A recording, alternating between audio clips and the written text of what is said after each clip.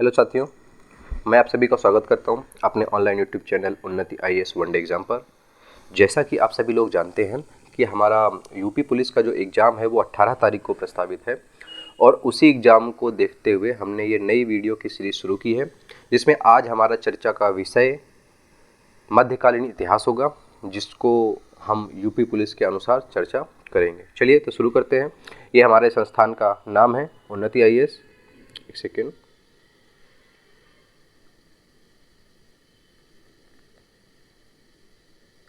हाँ जी, तो चलिए, ये हमारे संस्थान का नाम है उन्नति आईएएस और मैं सुमित मिश्रा, जो आपको आज मध्यकालीन इतिहास पर चर्चा का शुरुआत करने वाला हूँ। चर्चा की शुरुआत करेंगे हम। हमारे संस्थान में दैनिक क्लासेस चलती हैं। विगत वर्षों के प्रश्न पत्र के साथ साप्ताहिक टेस्ट और प्रिंटेड नोट्स भी प्रोवाइड किए जाते हैं। आप चाहें तो ये स्थान है उदय विद्या भवन, रामा देवी कानपुर, जहाँ आप ऑफलाइन क्लासेस ज्वाइन कर सकते हैं। तो चलिए शुरू करते हैं। इतिहास के बारे में चर्चा करेंगे हम। बेसिकली अगर इतिहास को देखेंगे तो हम इसको 3 भागों में बांट सकते हैं। प्राचीन इतिहास, जो सिंधु सभ्यता से लगा करके 712 ईस्वी तक होगा। मध्यकालीन इतिहास, जो 712 ईस्वी से लगा करके 1707 ईस्वी तक होगा। और आधुनिक इतिहास, ये 2 भागों में बांट दिया जाएगा। एक आज़ादी से पहले का 1707 से 1947 और दूसरा आज़ादी के बाद का 1947 से अभी तक।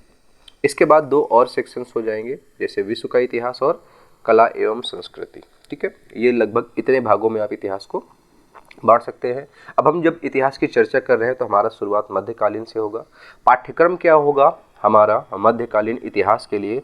तो इस्लाम का उदय, भारत में इस्लाम कैसे आया, इसके बाद अरबों का आक्रमण, मुस्लिम आक्रमणकारी जो थे पहले अरब थे वो आए, फिर तुर्क आक्रमणकारी, उसके बाद दिल्ली सल्तनत। और दिल्ली सल्तनत में भी 5 राजवंश है: मामलुक वंश, खिलजी वंश, तुगलक वंश, सैयद वंश और लोधी वंश।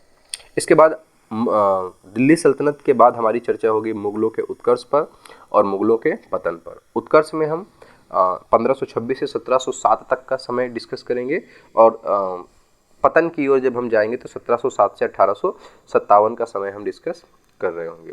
चलिए, तो पहला हमारा टॉपिक है इस्लाम का उदय। तो इस्लाम का उदय जिस समय हो रहा है उस समय भारत में अन्य धर्मों की क्या स्थिति है? तो सनातन धर्म, जो हमारा सबसे प्राचीन और प्राचीनतम और सबसे वैध धर्म है, उसमें से भी कई सारे पंथ निकल के आए। जैसे एक वैष्णव धर्म था जिसमें भगवान विष्णु के उपासक थे। शैव संप्रदाय था या शैव धर्म था जिसमें भगवान शिव के उपासक थे। भागवत संप्रदाय था जिसमें भगवान श्री कृष्ण जी के उपासक थे, मतलब जो भगवान श्री कृष्ण जी को अपना इष्ट मानते हैं। बौद्ध धर्म था जो गौतम बुद्ध के अनुयायी थे। जैन धर्म जिसमें महावीर स्वामी और ऋषभदेव के अनुयायी थे। और उस समय सिख समुदाय था जो गुरु नानक जी और उनके गुरुओं के अनुयायी थे। अब मुस्लिम धर्म का जब उदय हो रहा है तो उस समय भारत में बहुत सारी समस्याएं थी। जैसे पहली समस्या बहुत बड़ी थी जिसका नाम है जातिवाद। जातिवाद व्यवहारिक रूप से बहुत ज़्यादा था। मूर्ति पूजा भी फैला हुआ था। बहुईश्वरवाद था और ये सनातन में बढ़ना ज़्यादा समस्या उत्पन्न किया और इसी के परिणाम स्वरूप नए धर्म की क्या हुई? उत्पत्ति हुई। अब नए धर्म में जो सबसे पहली चीज़ थी वो ये थी कि भैया हम जो कुरीतियाँ यहाँ पर हैं इन सभी कुरीतियों को ख़त्म करके एक नए सेगमेंट पे हम बात कर सके। तो वहाँ पर बात चली कि भैया जो इस्लाम होगा वो इक्वेश्वरवाद पर होगा, मतलब ईश्वर एक है, उस पर हम अपना जो फोकस रखेंगे, केंद्र रखेंगे, वो होगा जिसमें एक अल्लाह होगा और दूसरा खुदा होगा। मतलब अल्लाह या खुदा एक ही बात है, ईश्वर को ही हम अल्लाह या खुदा कहेंगे। अरबी भाषा में हम इसे अल्लाह कहेंगे और फारसी भाषा में इसको खुदा कहेंगे।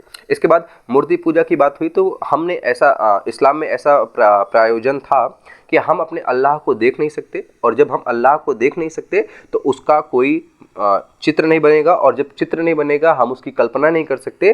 तो मूर्ति पूजा इस्लाम में प्रतिबंधित हो गई और इस्लाम में जातिवाद भी प्रतिबंधित है। ये शुरुआती दौर की बात कर रहा हूँ मैं, क्योंकि अगर हम अभी का कंसर्न देखेंगे तो आज सभी चीज़ें वैसे ही चल रही हैं जैसे चलती आ रही हैं। चलिए फिर आगे चलते हैं। हाँ, तो आगे है, अब इस्लाम के 5 स्तंभ माने जाते हैं, जिसमें से एक है कलमा, कि जो व्यक्ति कलमा पर विश्वास रखता है अल्लाह सर्वोच्च है, उससे ऊपर कुछ भी नहीं है, वो व्यक्ति इस्लाम मतलब मुसलमान माना जाएगा। दूसरा, नमाज 5 बार की दिन में आपको नमाज पढ़नी है और जुम्मे की नमाज आपको मस्जिद में जाके पढ़नी है। ज़कात एक प्रकार का गुप्त दान है जो आय का 2.5% या 1/40 होता है।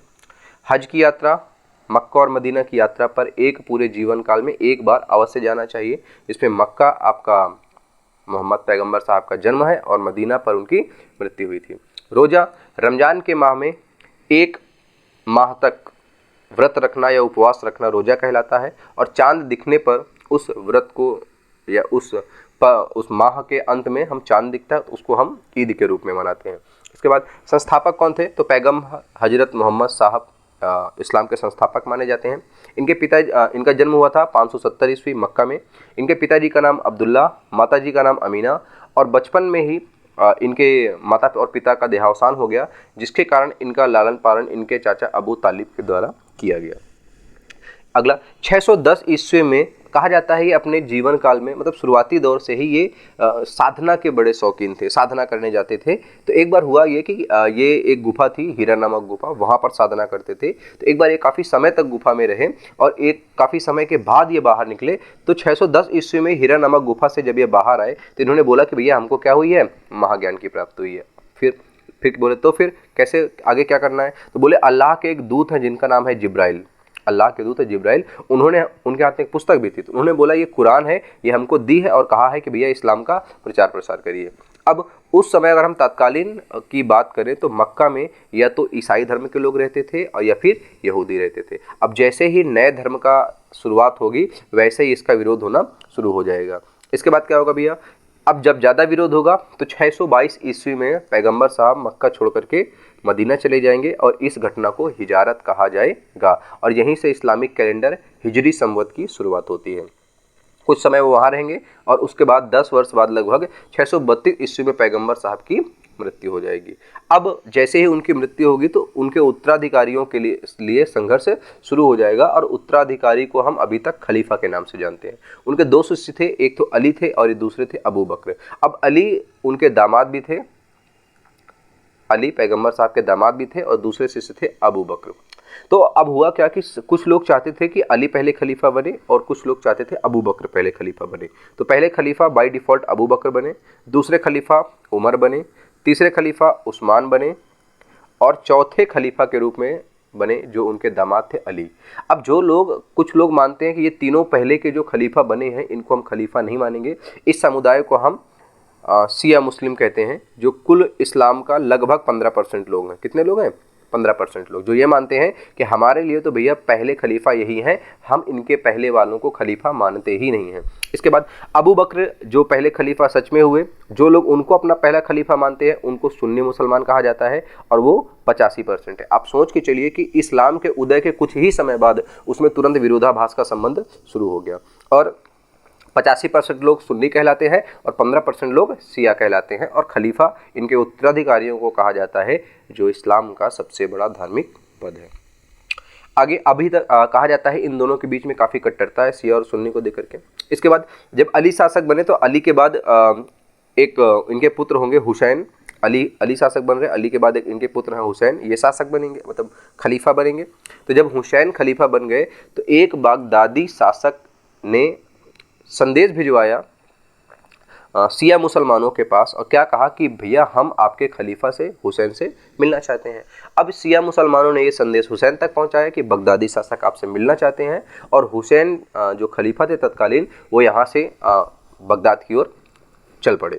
जब बगदाद में 680 ईस्वी में पहुंचे, जब वो बगदाद पहुंचे तो उनके ऊपर अचानक से युद्ध हो गया और इस युद्ध को नाम दिया गया करबला का युद्ध या करबला का मैदान, जहां पर बगदादी शासक के द्वारा उनके खलीफा जो हुसैन थे उनकी हत्या कर दी गई।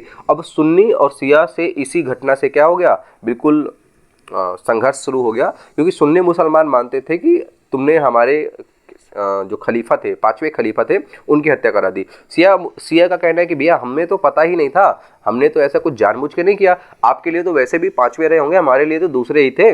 तो इस वजह से शिया समुदाय जो है वो मुहर्रम को शोक पर्व के रूप में मनाता है, इसी चीज़ का पश्चाताप करने के लिए। अपने आप को मारते पीटते, आपने देखा होगा बहुत लोग अपने आप को मारते पीटते रहते हैं, हाँ हुसैन हम ना बहन, वैसा वाला कंसर्न है। तो ये चीज़ वही है। 19वीं शताब्दी में जब ये जब ये दोनों पंथ जो है कट्टरता की ओर बढ़ने लगे, तो एक नया पंथ आया जिसका नाम सूफी संप्रदाय रखा गया। और यहाँ ये सुन्नी और शिया से अलग था, जिसमें ये बोला गया कि अल्लाह को प्रसन्न करने के लिए हमें संगीत की ज़रूरत है, और मज़ार में जाकर संगीत बजाना या संगीत कहना या संगीत सुनना आपको अपने अल्लाह की इबादत करना की प्रेरणा देता है। तो इसी को कहा गया सूफी जो लोग हैं उनको कहा गया, और ये सूफी संगीत था जो आजकल मज़ारों में होता रहता है। ठीक है, आगे मध्यकालीन पर अगर हम विदेशी आक्रमण की बात करें तो पहला विदेशी आक्रमण कब हुआ था? अरबों का आक्रमण हुआ था 712 ईस्वी में। तो उस समय भारत में राजा थे राजा दाहिर। सऊदी अरब में उस समय जो एक सेना नायक थे उनका नाम था अल हज्जाज। और उनका जो सऊदी अरब से, अगर हम सऊदी अरब को इधर मार्क करें तो सऊदी अरब ये है और इंडिया ये है। उनका व्यापार हुआ करता था, उनके जहाज ऐसे निकल के यहाँ से आगे जा करके यहाँ से व्यापार करते थे। लेकिन हुआ क्या कि एक बार उनका जहाज यहाँ पर एक बंदरगाह था जिसका नाम था देवल बंदरगाह। तो देवल बंदरगाह के निकट उनके जहाज लूट लिए गए। तो अब जो अल हज्जाज है, इनका कहना था कि भैया राजा हमारे दाहिर से कहना था, क्योंकि भारत के राजा दाहिर थे, तो राजा दाहिर से कहना था कि क्योंकि ये जहाज तुम्हारी सीमा के आसपास लूटे गए हैं, इस वजह से इस पे जितना भी हर्जाना हुआ है वो तुम मुझे दो।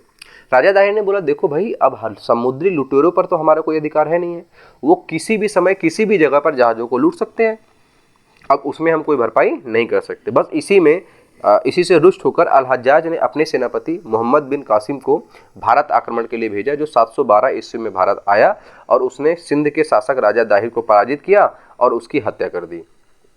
इसके बाद अब यहाँ की जनता पर मोहम्मद बिन कासिम ने सर्वप्रथम जजिया लगा दिया। जजिया वो कर था जो गैर इस्लामिक व्यक्ति को देना पड़ता था, मतलब ऐसा व्यक्ति जो इस्लाम को नहीं मानता है उसे जजिया कर देना पड़ता था। तो गैर इस्लामिक व्यक्ति को देना पड़ता था, और ये लगभग 50 से 70% होता था। लेकिन ब्राह्मण, महिला, बच्चे और दिव्यांग, इनको इस कर से मुक्ति दी गई। ठीक है, आगे अब यहाँ से जब राजा दाहिर की 2 पुत्रियाँ थीं, अब मोहम्मद बिन कासिम ने उन दोनों पुत्रियों को भेंट स्वरूप अल हज्जाज के पास भेज दिया। लेकिन दोनों लड़कियों ने अल हज्जाज से ये गुजारिश की कि जब आपके पास मोहम्मद बिन कासिम हमें भेज रहा था तो हम उससे पहले ही वो हमारी इज्जत को लूट चुका है। इससे अल हज्जाज काफ़ी रुष्ट हुए और मोहम्मद बिन कासिम से अपनी ईमानदारी का सबूत मांगा। तो चचनामा के अनुसार ऐसा कहा जाता है कि मोहम्मद बिन कासिम वहाँ पहुँचा, सऊदी अरब पहुँचा, और उसने अपनी गर्दन काट करके मोहम्मद जो अपने अल हज्जाज थे उनके सामने रख दिया। जब अल हज्जाज को ये पता चला कि ये दोनों स्त्रियां झूठ बोल रही हैं, तो दोनों स्त्रियों को झूठ बोलने के आरोप में दीवार में चुनवा दिया गया। अब अरबों से हमें देखो, जब भी कोई विदेशी व्यक्ति आएगा तो हमें कुछ ना कुछ सीखने को मिलेगा, और वो भी यहाँ से कुछ ना कुछ सीख करके जाएगा। तो अरबों से हमको क्या मिलता है? तो एक तो अरबी घोड़े मिलते हैं, अरबी घोड़ों का आगमन हुआ यहाँ पर। दूसरा, खजूर की खेती सिंध प्रांत में शुरू हुई। तीसरा, सोने का सिक्का उनके द्वारा चलाया गया दिरहम नाम का। सबसे पहले मानचित्र का बनाया गया अरबों के द्वारा ही बनाया गया।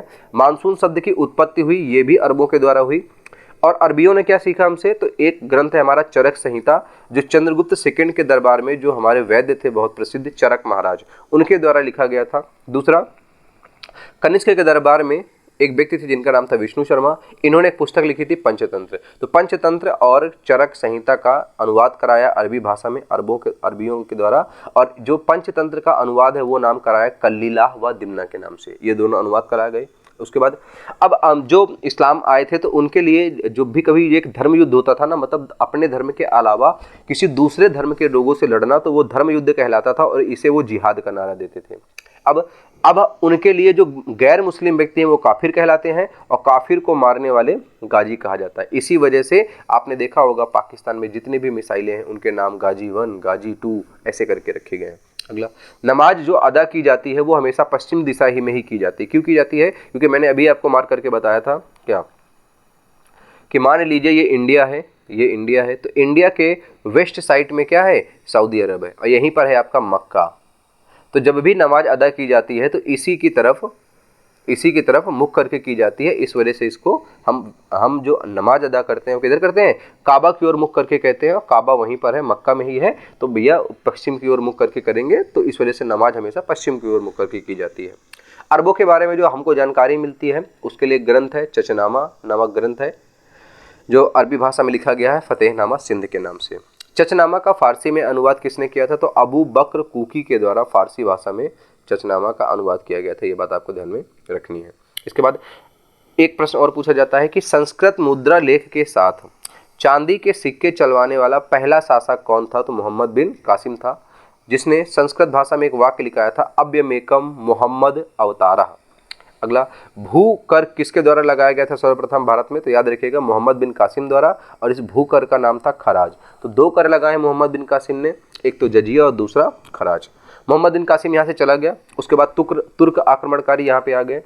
अफगानिस्तान में एक जगह नाम है तुर्क में गजनी, और वहाँ से आए थे ये लोग, और वहाँ पर एक वंश चलता था गजनी वंश या यामनी वंश। इस वंश के संस्थापक थे अलप्तगीन, और इनका एक दास हुआ करता था सुबुक्तगीन। कहा जाता है सुबुक्तगीन भारत आता था और आक्रमण करता रहता था। तो 987 ईस्वी के पास इसने भारत पे सर्वप्रथम पहला आक्रमण किया। इसके बाद लगातार ये आक्रमण करता रहा। कहा जाता है 998 ईस्वी में सुबुक्तगीन ने जब भारत पर आक्रमण किया तो उस समय यहाँ का शासक जयपाल था। जयपाल ने सुबुक्तगीन को पराजित करके इसकी हत्या कर दी। जैसे ही एक हिंदू राजा या भारतीय राजा के द्वारा सुबुक्तगीन की हत्या कर दी गई, तो सुबुक्तगीन का एक पुत्र था जिसका नाम था महमूद गजनवी। इसने कसम खाई कि मैं प्रत्येक वर्ष भारत पर आक्रमण करूंगा, और इसने आक्रमण करना भारत में शुरू किया कसम खाने के बाद। कितने आक्रमण किए भैया इसने? तो 1000 से 1027 तक कुल 17 बार आक्रमण किया है। कितनी बार? 17 बार आक्रमण किया है। आगे, महमूद गजनवी का भारत में आक्रमण करने का जो उद्देश्य था वो धन लूटकर गजनी में एक मजबूत साम्राज्य की स्थापना करना था। मतलब वो यहाँ से धन लूटता था, और यहाँ से लूट करके गजनी जा करके उसका जो मेन उद्देश्य था वो धर्म प्रचार नहीं था, यहाँ आना, आक्रमण करना, यहाँ से धन लूटना, और लूट करके एक बड़े पावरफुल साम्राज्य की स्थापना करना गजनी में। पहला आक्रमण 1001 ईस्वी में किया, जो कि जयपाल के विरुद्ध था, जो बेनतीजा निकला, किसी प्रकार का नतीजा नहीं निकला उसमें। इसके बाद इसके द्वारा दूसरा आक्रमण किया गया 1001 में, ये भी जयपाल के विरुद्ध था, और इस लड़ाई को इस युद्ध को नाम देते हैं वैहिंद का युद्ध, जिसमें जयपाल पराजित हुआ। और जयपाल पराजित होने के बाद जैसे ही जयपाल पराजित हुआ तो महमूद गजनवी उसका मजाक उड़ा करके वापस चला गया कि तुमने ही मेरे पिता को मारा था, तुम्हारा मैं दोबारा आऊँगा, तुम्हें दोबारा पराजित करूँगा, तुम्हें पावर नहीं है, तुम किसी लायक नहीं हो, ये सारे मतलब व्यंग उपहास उड़ाया। तो कहा जाता है जो जयपाल था उसने इस अपमान से काफ़ी विचलित हो गया, और विचलित होकर के उसने क्या किया, आग में कूदकर आत्महत्या कर ली। ये जयपाल के द्वारा कर लिया गया। इसके बाद 1004 से 1005 ईस्वी तक मुल्तान पर आक्रमण हुआ। करमाथी मुस्लिम पर इसने आक्रमण किया, जिसका शासक था अब्दुल फतेह दाऊद। अब्दुल फतेह दाऊद इसका शासक था, एक सिया समुदाय का शासक था। इस पर इसने अटैक किया, उसको पराजित किया और उसकी हत्या कर दी। और मुल्तान की जो बागडोर है वो सुखपाल को सौंप कर चला गया। अच्छा, तो सुखपाल कौन था? तो पहले जयपाल था। जयपाल का पुत्र था आनंदपाल, और आनंदपाल का पुत्र था सुखपाल। तो ये 3 लोग थे। तो इस तरह से आपको ध्यान रखना है। तो जयपाल की हत्या हो चुकी है, आनंदपाल और सुखपाल बच रहा है। तो जो जयपाल का नाती है ना, उसको जो है यहाँ पर मुल्तान का क्षेत्र छोड़कर चला गया वापस। लेकिन सुखपाल ने क्या किया, पहले तो वो जयपाल का आनंदपाल का पुत्र था और उसने अपना धर्म ग्रहण कर लिया था, इसी वजह से उसको मुल्तान का क्षेत्र मिला। लेकिन जैसे ही मुल्तान का क्षेत्र मिला उसके तुरंत बाद वो चालाकी से पुनः क्या बन गया, ब्राह्मण बन गया। इसके बाद 1008 ईस्वी में उसने 6वां आक्रमण किया। और 6वां आक्रमण किसके विरुद्ध किया? आनंदपाल के विरुद्ध किया। जिसमें अच्छा, आनंदपाल के विरुद्ध अभियान क्यों किया गया? क्योंकि जब वो मुल्तान विजय के लिए जा रहा था तब आनंदपाल के द्वारा उसको रोका गया था, उसका विरोध किया गया था, इसलिए अगला आक्रमण आनंदपाल पे हुआ। आनंदपाल को यहाँ पराजित किया गया उसके द्वारा। उसके बाद 1009 ईस्वी में उसका जो 7वां आक्रमण था हिमाचल प्रदेश के कांगड़ा घाटी के नागरकोट मंदिर पर हुआ। यहाँ से कहा जाता है महमूद गजनवी को सबसे ज़्यादा धन मिला। 7 लाख स्वर्ण दिनार, 800 मन चांदी, 400 मन शुद्ध सोने के सिक्के, ये सब उसको प्राप्त हुआ यहाँ से। इसके बाद उसका 9वां जो आक्रमण था वो था 1011 से 1012 में। ये था थानेश्वर कुरुक्षेत्र हरियाणा में, जहाँ पर ये भगवान महादेव जी का मंदिर था और चक्र स्वामी जी की मंदिर थी, जिसको तोड़वा दिया था उसने मंदिर से बाहर निकल के, और इसी वजह से इसे मूर्ति भंजक कहा गया है। क्या कहा गया है? इतिहास में इसको मूर्ति भंजक कहा जाता है, जिसने मूर्तियों को तोड़वा दिया है। आगे 1018 ईस्वी में इसने 12वां आक्रमण किया कन्नौज पर। उस समय कन्नौज का शासक राजपाल था, और कहा जाता है जैसे ही राजपाल को पता चला कि महमूद गजनवी ने उस पर आक्रमण किया है तो पूरा साम्राज्य छोड़ करके भाग गया। अब जब वो पूरा साम्राज्य छोड़ करके भाग गया तो एक तरह से ओपन लूट मिल गई किसको, महमूद गजनवी को। तो इसने मथुरा, वृंदावन, कन्नौज इन क्षेत्रों को लूटा और यहाँ से बहुत सारा धन इकट्ठा किया। अब मथुरा जो है वो हमारे लिए बहुत प्रसिद्ध है क्योंकि भगवान श्री कृष्ण की जन्म स्थली है वो। तो इस वजह से कहा जाता है भगवान को जो मथुरा है उसको भारत का बेथलेहम कहा जाता है। बेथलेहम क्यों? क्यों वैसे बेथलेहम जाना जाता है किस लिए? जो बेथलेहम है ये इजराइल में है, ये इजराइल में है, और जो यीशु भगवान जो है ना, ईसाइयों के यीशु, इनका जन्म स्थान है। क्या इनका जन्म स्थान है? तो इसलिए बेथलेहम को क्या माना जाता है? बेथलेहम को बहुत पवित्र क्षेत्र माना जाता है, यह बहुत ही अच्छा क्षेत्र माना जाता है। और इसी तरह हमने मथुरा को भारत का बेथलेहम कहा जाता है। क्यों कहा जाता है? क्योंकि भैया यहाँ पर क्या हुआ है, हमारे भगवान श्री कृष्ण का जन्म हुआ है। मथुरा को मंदिरों की नगरी कहा जाता है क्योंकि यहाँ पर बहुत सारे मंदिर विद्यमान हैं। इसके बाद ये रिपीट हो गया, एक सेकंड रुकिएगा। हाँ, उसके बाद इसका जो अगला आक्रमण हुआ वो हुआ चालुक्य शासक विद्याधर के खिलाफ। क्यों?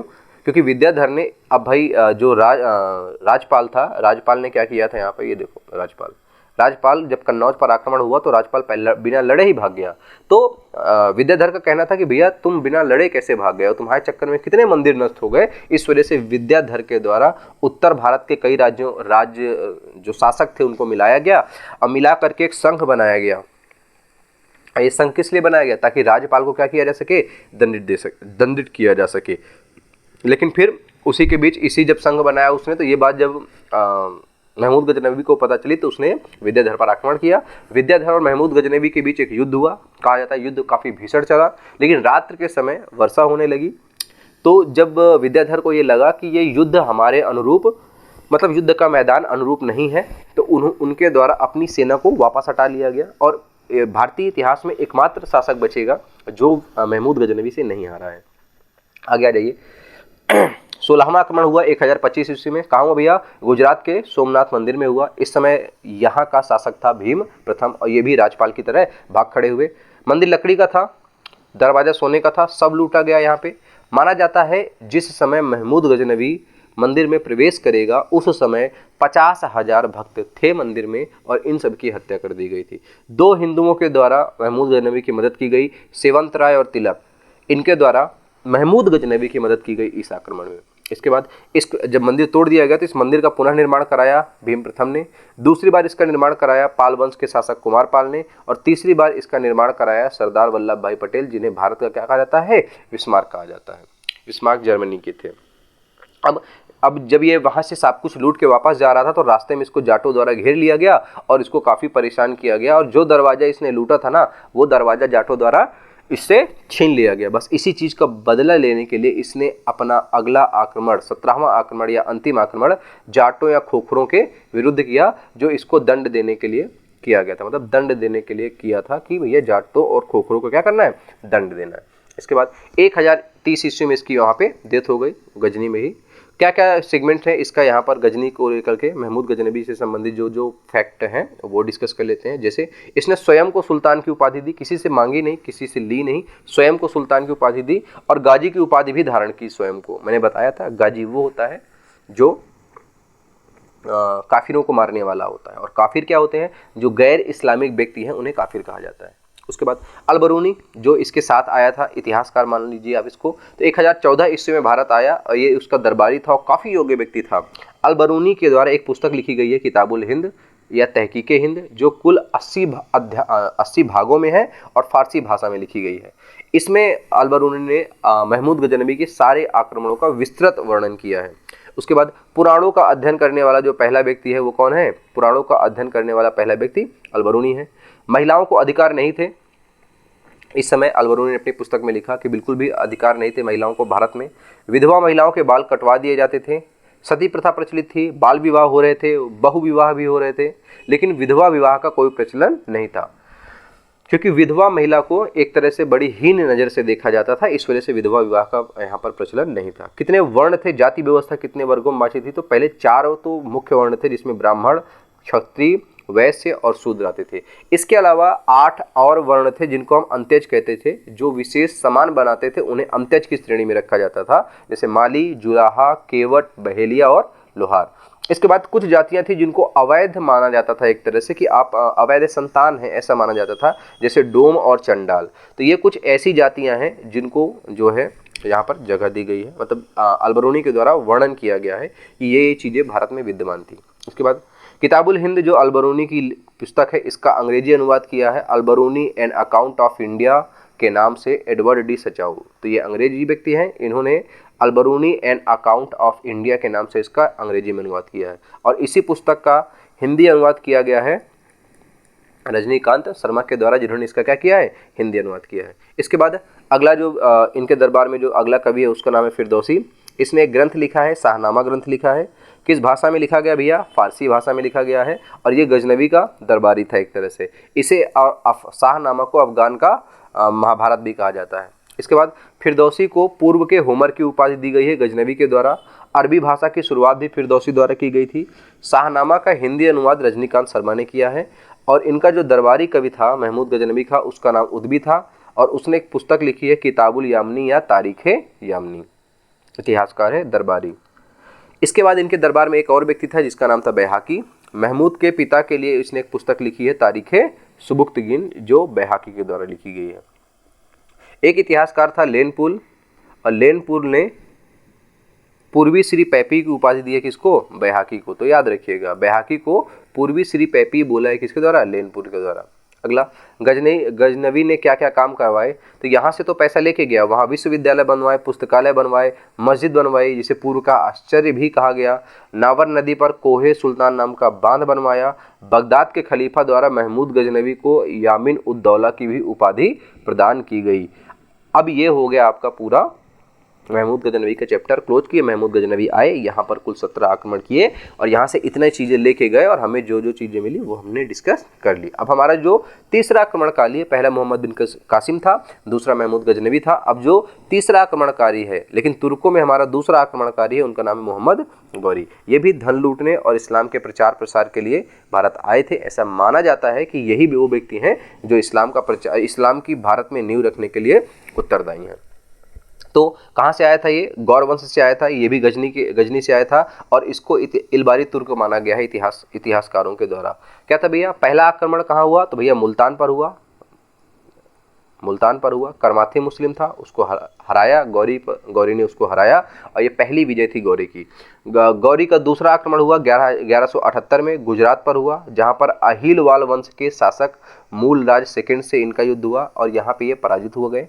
मूलराज सेकंड का नाम है भीम सेकंड। इनकी एक माँ थी, विधवा माँ थी, जिनका नाम था नायिका देवी। कहा जाता है इनके ही नेतृत्व में पूरा युद्ध हुआ था, और इनके ही नेतृत्व में युद्ध होने के बाद गौरी यहाँ पर हार गया, जो गौरी की पहली पराजय बनेगी, और गौरी मैदान छोड़ करके भाग गया। तो इसको भीम सेकंड के द्वारा दौड़ा करके अरावली के निकट बंदी बना लिया गया, लेकिन अपनी माँ के कहने के कारण ये क्या करेगा, गौरी को छोड़ देगा। इसके बाद 1186 में इसने क्या किया, तीसरा आक्रमण किया पंजाब के विरुद्ध, और उस समय जो गजनवी के वंशज थे खुसरो शाह थे, मतलब गजनवी के जो महमूद गजनवी के आखिरी व्यक्ति थे खुसरो शाह थे, उन्होंने आत्मसमर्पण कर दिया, और गजनी का राजवंश यहाँ से समाप्त हो गया। पंजाब में उनका शासन था। चौथा आक्रमण 1191 में तराइन का पहला युद्ध हुआ मोहम्मद गौरी और पृथ्वीराज चौहान के बीच में। तो पहला, ये दूसरी पराजय है, क्योंकि पृथ्वीराज चौहान ने इनको पराजित कर दिया था, तो ये गौरी की दूसरी पराजय है। इसके बाद अगले ही साल 1192 में ये फिर से वापस आया और तराइन का दूसरा युद्ध लड़ा, जिसमें गौरी विजयी हुआ, पृथ्वीराज चौहान पराजित हुए। गौरी क्यों विजयी हुआ, इसके पीछे जयचंद के द्वारा क्या की गई थी, गौरी की मदद की गई थी।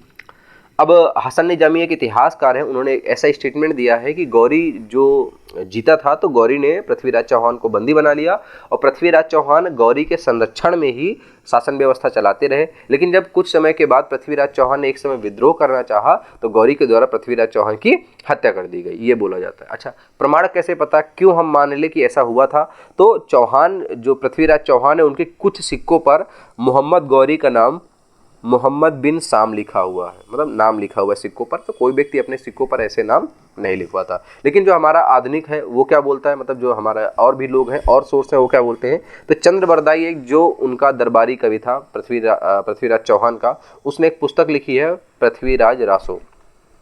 इस पुस्तक में लिखा है कि 16 बार आक्रमण हुआ था तराइन के पहले, मतलब तराइन के पहले युद्ध से पहले 16 बार आक्रमण हुआ था जब मोहम्मद गौरी पराजित हुआ। और प्रत्येक बार पराजित होने के बाद वो पृथ्वीराज चौहान से माफ़ी मांगता और पृथ्वीराज चौहान उसे माफ़ कर देते। लेकिन 17वीं बार तराइन का द्वितीय बैटल हुआ जिसमें आक्रमण किया पृथ्वीराज चौहान पर मोहम्मद गौरी ने, लेकिन पृथ्वीराज चौहान यहाँ पराजित हुए। और कहा जाता है कि पृथ्वीराज चौहान को अंधा करके बंदी बना लिया गया, किसके द्वारा, गौरी के द्वारा, और उनको गजनी ले जाया गया। और वहाँ पर एक बार शीतकालीन खेलों का आयोजन हो रहा था, तब सभी लोग अपना अपना पराक्रम दिखा रहे थे। तो चंद्रबरदाई ने कहा कि हमारे महाराज हैं, उनके पास भी एक कला है, अगर आप देखना चाहते हैं तो वो दिखाने के लिए तैयार है। तो गौरी ने बोला ऐसी कौन सी कला है, तो बोले उनको शब्द वेदी बाण आता है, वो शब्द को मतलब सिर्फ आवाज़ को टारगेट करके निशाना मार सकते हैं। तो गौरी ने बोला ये जो है वो हम भी देखना चाहेंगे। तो कहा जाता है तब पृथ्वीराज चौहान के हाथ खोल दिए गए, उनके हाथ में एक धनुष और बाण दे दिया गया और बोला गया चलिए अब आवाज़ के आधार पे आप निशाना लगा के बताइए। तभी चंद्रबरदाई उनको पृथ्वीराज चौहान के पास जाते हैं और उनको बताते हैं कि ये मोहम्मद गौरी को मारने का अंतिम मौका है, अगर आप प्रयास करेंगे तो वो मोहम्मद गौरी की हत्या की जा सकती है। तो उसके लिए उन्होंने कान में एक बात बोली, जैसे 4 बास 24 गंज अंगुल अष्ट प्रमाण और ता ऊपर सुल्तान है मत चूक्यो चौहान। कहा जाता है इसके बाद पृथ्वीराज चौहान काफ़ी सचेत हो गए कि एग्जैक्ट उनको पता चल गया कि कितनी ऊंचाई पर मोहम्मद गौरी बैठा हुआ है। और जब अचानक से कहा जाता है मोहम्मद गौरी ने आवाज़ लगाई कि खेल शुरू किया जाए, तभी उसी आवाज़ को टारगेट करके पृथ्वीराज चौहान ने बाण मारा, जो बाण सीधा मोहम्मद गौरी को लगा और मोहम्मद गौरी की वहीं पर मृत्यु हो गई। इसके बाद चंद्रबरदाई के द्वारा सैनिकों से तड़प कर मरने से बचाने के लिए चंद्रबरदाई ने पृथ्वीराज चौहान और अपनी दोनों की एक साथ हत्या कर ली। तो ये हो गया, तो गौरी की भी हत्या हो गई और गौरी के साथ साथ चंद्रबरदाई ने चौहान और अपनी हत्या भी कर ली। ये पूरा मैंने बता दिया। 1194 में चंदावर का युद्ध हुआ था। अब अच्छा एक चीज़ और आती है कि जो ये जयचंद है ना, जो द्वितीय युद्ध में तराइन के द्वितीय युद्ध में गौरी की मदद करेगा, तो ये गौरी की मदद क्यों कर रहा है, पृथ्वीराज चौहान का विरोध क्यों कर रहा है, इसके बारे में भी एक कहानी है। जयचंद की एक पुत्री थी जिनका नाम था संयोगिता। ऐसा कहा जाता है कि संयोगिता को पृथ्वीराज चौहान से प्रेम था और पृथ्वीराज चौहान को संयोगिता से प्रेम था। लेकिन चूंकि पृथ्वीराज चौहान ऑलरेडी उनके पास 2 पत्नियां थीं, इस वजह से जयचंद नहीं चाहते थे कि पृथ्वीराज चौहान से संयोगिता का विवाह हो।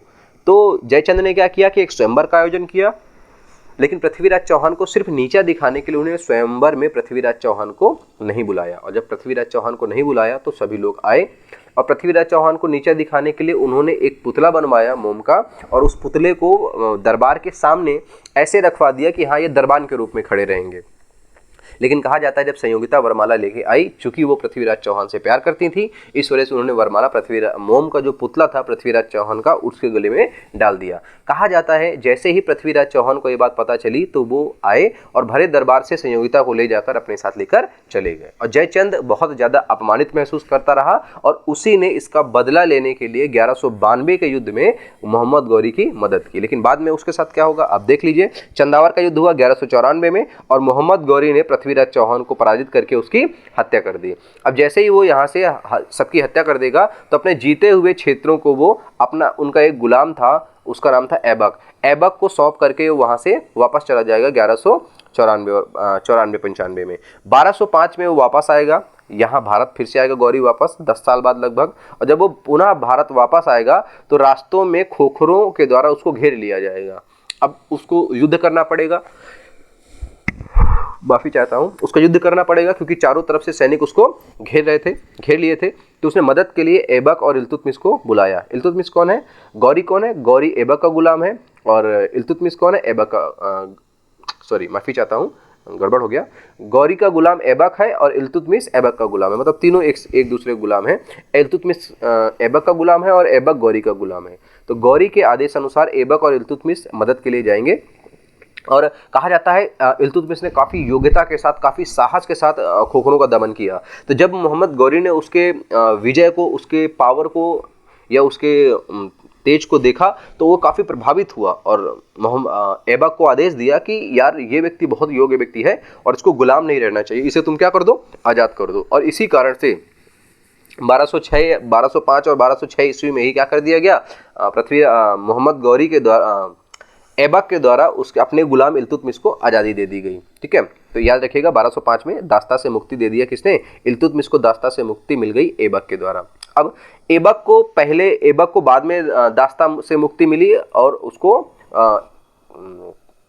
इल्तुतमिश को पहले दास्ता से मुक्ति मिली। तो एक प्रश्न पूछा गया है कि ऐसा कौन सा शासक है जो अपने मालिक के आज़ाद होने के पहले आज़ाद हो गया, तो वो इल्तुतमिश है। इल्तुतमिश को 1205 में दास्ता से मुक्ति मिली और ऐबक को 1208 में दास्ता से मुक्ति मिली। और 1206 में क्योंकि मोहम्मद गौरी मर जाएगा तो फिर 1208 में उसको दास्ता से मुक्ति देगा कौन, तो गौरी का भतीजा था, उसने 1208 ईस्वी में उसको मुक्त किया। उसके बाद अंधखुद का युद्ध हुआ 1205 में। जब ये वापस भारत आया तो इसने एक और अटैक लड़ा जिसका नाम था अंधखुद का युद्ध, और इस युद्ध में गौरी और ख्वारिज्म शाह के बीच युद्ध हुआ जिसमें गौरी पराजित हुआ और ये गौरी की अंतिम या तीसरी पराजय थी। और ख्वारिज्म शाह ने सिकंदर सेकंड की क्या धारण की, उपाधि धारण की। ठीक है, इसके बाद आ जाइए, अब गौरी के कोई संतानें तो नहीं थी क्योंकि बिना संतान का व्यक्ति था वो, लेकिन वो बोलता था मेरी लाखों संतानें हैं। क्यों, क्योंकि उसके पास लाखों गुलाम थे और वो अपने गुलामों को ही अपना संतान मानता था। उसके जो 4 महत्वपूर्ण गुलाम थे उनमें से एक ऐबक था, एक कुबाचा था, एक यालदौस था और एक बख्तियार खिलजी था। लेकिन उसने बोला था मरने से पहले कि मेरे मरने के बाद जो शासन व्यवस्था है वो सभी लोगों में बांट दीजिएगा। तो ऐबक ने उसी चीज़ को मानते हुए भारत को अपने पास रखा, काबुल और कांधार कुबाचा को दे दिया, यालदौज जो था वो यालदौज को गजनी दे दिया और बंगाल और बिहार बख्तियार खिलजी को दे दिया। मतलब पूरे साम्राज्य का एक बेसिक सा बंटवारा कर दिया गया। और सबके साथ संबंध को मजबूत करने के लिए कुछ वैवाहिक संबंध भी स्थापित किए। जैसे ऐबक ने अपनी पुत्री का विवाह इल्तुतमिश के साथ किया, मैंने बताया था दामाद था वो।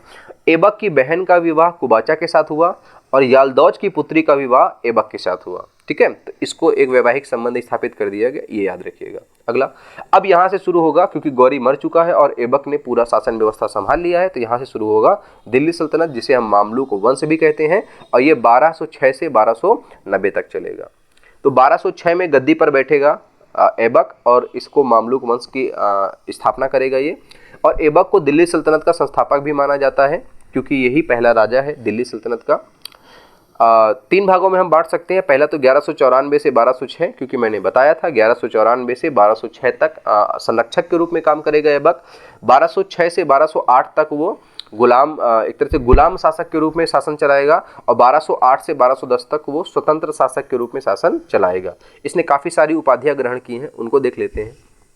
जैसे ऐबक का ही शाब्दिक अर्थ होता है चंद्रमा का देवता। इसको कुरान खां भी कहा जाता था। क्यों कहा जाता था, क्योंकि ये बहुत ही सुरीली भाषा में क्या करता था, कुरान का पाठ करता था, इस वजह से इसे कुरान खां भी कहा गया है। इसके बाद इसको लाख बख्श भी कहा जाता है। क्यों कहा जाता है, क्योंकि बहुत अधिक दान करता था, लाखों का दान करने के कारण इसे लाख बख्श, और हाथियों का दान करने के कारण इसे पील बख्श कहा गया है, और अत्यधिक साहसी होने के कारण इसे हातिम ताई सेकंड की भी उपाधि प्रदान की गई है। ऐसा माना जाता है कि अपने पूरे जीवन काल में इसने कभी सुल्तान की उपाधि ग्रहण की ही नहीं।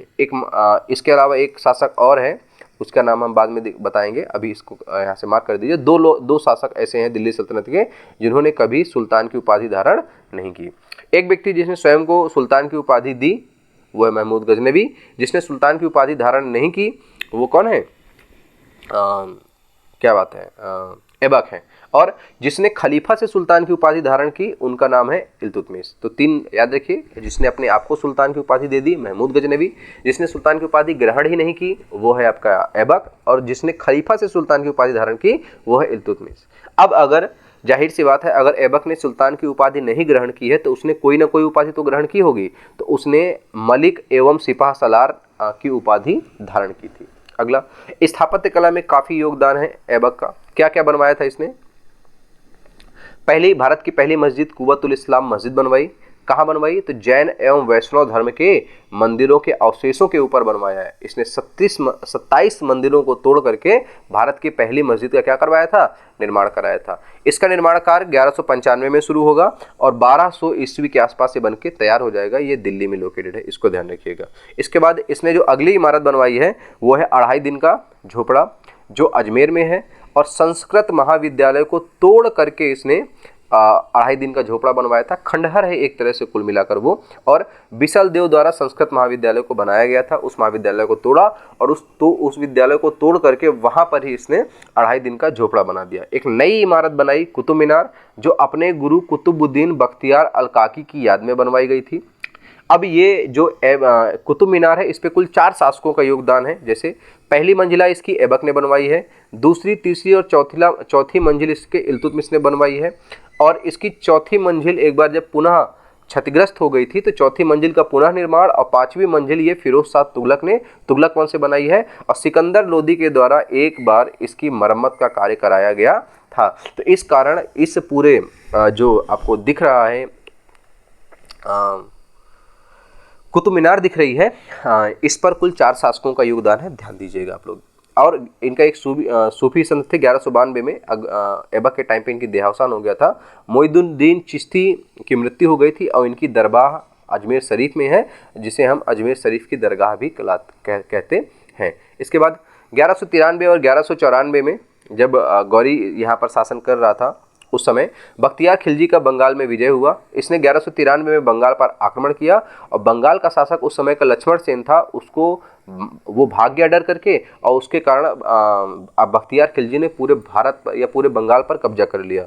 और जब वो नालंदा विश्वविद्यालय पहुंचा तो वहाँ के कल्चर को और वहाँ के ज्ञान को देखकर वो काफ़ी आहत हुआ और उसने अपने ज़रूरत की पुस्तकों का अनुवाद करा करके वहाँ के पूरे नालंदा यूनिवर्सिटी में आग लगा दी। भारत का सबसे जो प्राचीनतम विश्वविद्यालय है वो तक्षशिला है, ध्यान रखिएगा। इन विश्वविद्यालय का निर्माण गुप्त काल के शासक कुमार गुप्त के द्वारा हुआ था, ये पॉइंट भी आप लोग मार्क करके रखिएगा। इसके बाद 1208 ईस्वी में मैंने बताया था गौरी के भतीजे के द्वारा इनको ऐबक को दास्ता से मुक्ति मिल जाएगी। और 1210 में ऐबक चौगान या पोलो खेलते वक्त घोड़े से गिरकर मर जाएगा। और इस समय जो इल्तुस था हमारा वो कहाँ था? बदायूं का इख्तियार था। और जो ऐबक का पुत्र नहीं है, ये भतीजा है। तो आराम शाह जो ऐबक का भतीजा था, ये दिल्ली की गद्दी पर बैठ गया, क्योंकि कोई भी योग्य व्यक्ति नहीं था ऐबक के बाद। तो जैसे ही ये दिल्ली की गद्दी पर बैठेगा वैसे ही आराम शाह बदायूं से इल्तुतमिश बदायूं से आएगा, आराम शाह पर आक्रमण करेगा और दोनों के बीच एक युद्ध होगा, इल्तुतमिश और आराम शाह के बीच। और इस युद्ध का नाम है 1211 में जोड़ का युद्ध, जिसमें इल्तुतमिश जो है वो विजयी रहेगा और आराम शाह जो है वो क्या होंगे? पराजित होंगे और आराम शाह की हत्या कर दी जाएगी, है ना। तो ये सारे काम हो जाएंगे किसमें? जूड़ के युद्ध में, ठीक है। एक सेकेंड, हाँ ठीक है। इसके बाद 1211 ईस्वी में 1211 से 1236 तक इल्तुतमिश का टाइम पीरियड होगा, क्योंकि जैसे ही वो आराम शाह की हत्या करेगा इसके बाद वो गद्दी पर बैठेगा 1211 से 1236 तक। वास्तविक सुल्तान माना जाता है। क्यों माना जाता है? क्योंकि इससे पहले जो ऐबक था, ऐबक ने कभी दिल्ली को अपनी राजधानी नहीं बनाया। वो राजा तो बन गया मामलुक वंश का पहला, लेकिन वो लाहौर को अपनी राजधानी बनाएगा और इसने अपनी राजधानी लाहौर से दिल्ली स्थानांतरित की थी। इसी कारण इसको दिल्ली सल्तनत का वास्तविक संस्थापक माना जाता है।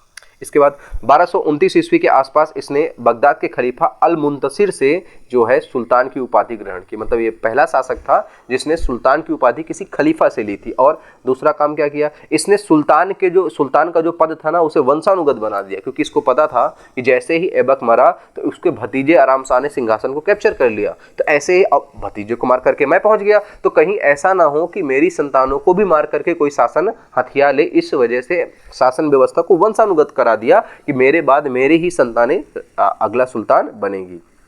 तो याद रखिएगा, इनको दिल्ली सल्तनत के सभी शासकों को सुल्तान कहा जाता है, इसी कारण से, क्योंकि इसने बोला ये सभी सुल्तान कहलाएंगे और सुल्तान का जो पद होगा वो वंशानुगत होगा। इसके बाद तो पहला सुल्तान ऐबक है और अंतिम सुल्तान इब्राहिम लोदी है, जिसको मारा जाएगा बाबर के द्वारा पानीपत के पहले युद्ध में। 1215 से 1216 में बीच एक युद्ध हुआ, जिसे हम तराइन का तीसरा युद्ध बोलते हैं। किसके बीच हुआ ये? तो इल्तुतमिश के बीच और यालदौज के बीच हुआ। इल्तुतमिश इस युद्ध में विजयी रहा और यालदौज की इस युद्ध में पराजय के बाद हत्या कर दी गई। इसके बाद 1211 ईस्वी में मंगोलों के साथ संघर्ष हुआ इल्तुतमिश का। इल्तुतमिश काफ़ी योग्य शासक था। ख्वारिज्म शाह जो मैंने बताया था 1205 में एक युद्ध हुआ था, अंधखुद का युद्ध, वो युद्ध हुआ था गौरी और ख्वारिज्म शाह के साथ। ख्वारिज्म शाह का ही पुत्र था जिसका नाम था जलालुद्दीन मंगबरनी। तो जलालुद्दीन मंगबरनी मंगोल गया, उसने चंगेज खां के भाई की हत्या कर दी, और हत्या जैसे कर दी तो उसको बाद में पता चला कि चंगेज खां का भाई है। और चंगेज खां उस समय का सबसे डेंजरस रूलर था। चंगेज खां कहाँ, चंगेज खां था कहाँ, तो भैया ये याद रखिएगा, ये मंगोल के शासक है। गोबी मरुस्थल के आसपास का क्षेत्र है, मरुस्थली क्षेत्र है, वीरान क्षेत्र है, वहाँ कुछ भी ऐसा नहीं है। चंगेज खां वहाँ का शासक था और इसका नाम था, रियल नेम था तेमुचिन। अब मंगबरनी को बाद में पता चला, तो मंगबरनी अपनी जान बचाने के लिए वापस भारत आया और सिंध में छुप करके बैठ गया। और सिंध में छुपने के बाद उसने इल्तुतमिश के पास संदेश भिजवाया कि भैया हमको शरण में दे दो या हमको बचा लो, वरना जैसे ही चंगेज खां आएगा वो हमारी हत्या कर देगा। लेकिन चंगेज खां ने भी अपना दूध भेजकर इल्तुतमिश के पास दूध भेजा और मदद ना करने की बात कही। बोला अगर तुम अभी जलालुद्दीन मंगबरनी की मदद करते हो तो मैं तुम पर भी आक्रमण करूंगा और तुमसे भी युद्ध करूंगा, लेकिन अगर इसके विपरीत अगर तुम जलालुद्दीन मंगबरनी की कोई मदद नहीं करते हो तो मेरा आक्रमण केवल जलालुद्दीन मंगबरनी पर होगा और मैं दिल्ली पर किसी भी प्रकार का कोई आक्रमण नहीं करूंगा। और जैसा उसने बोला था वैसा ही किया।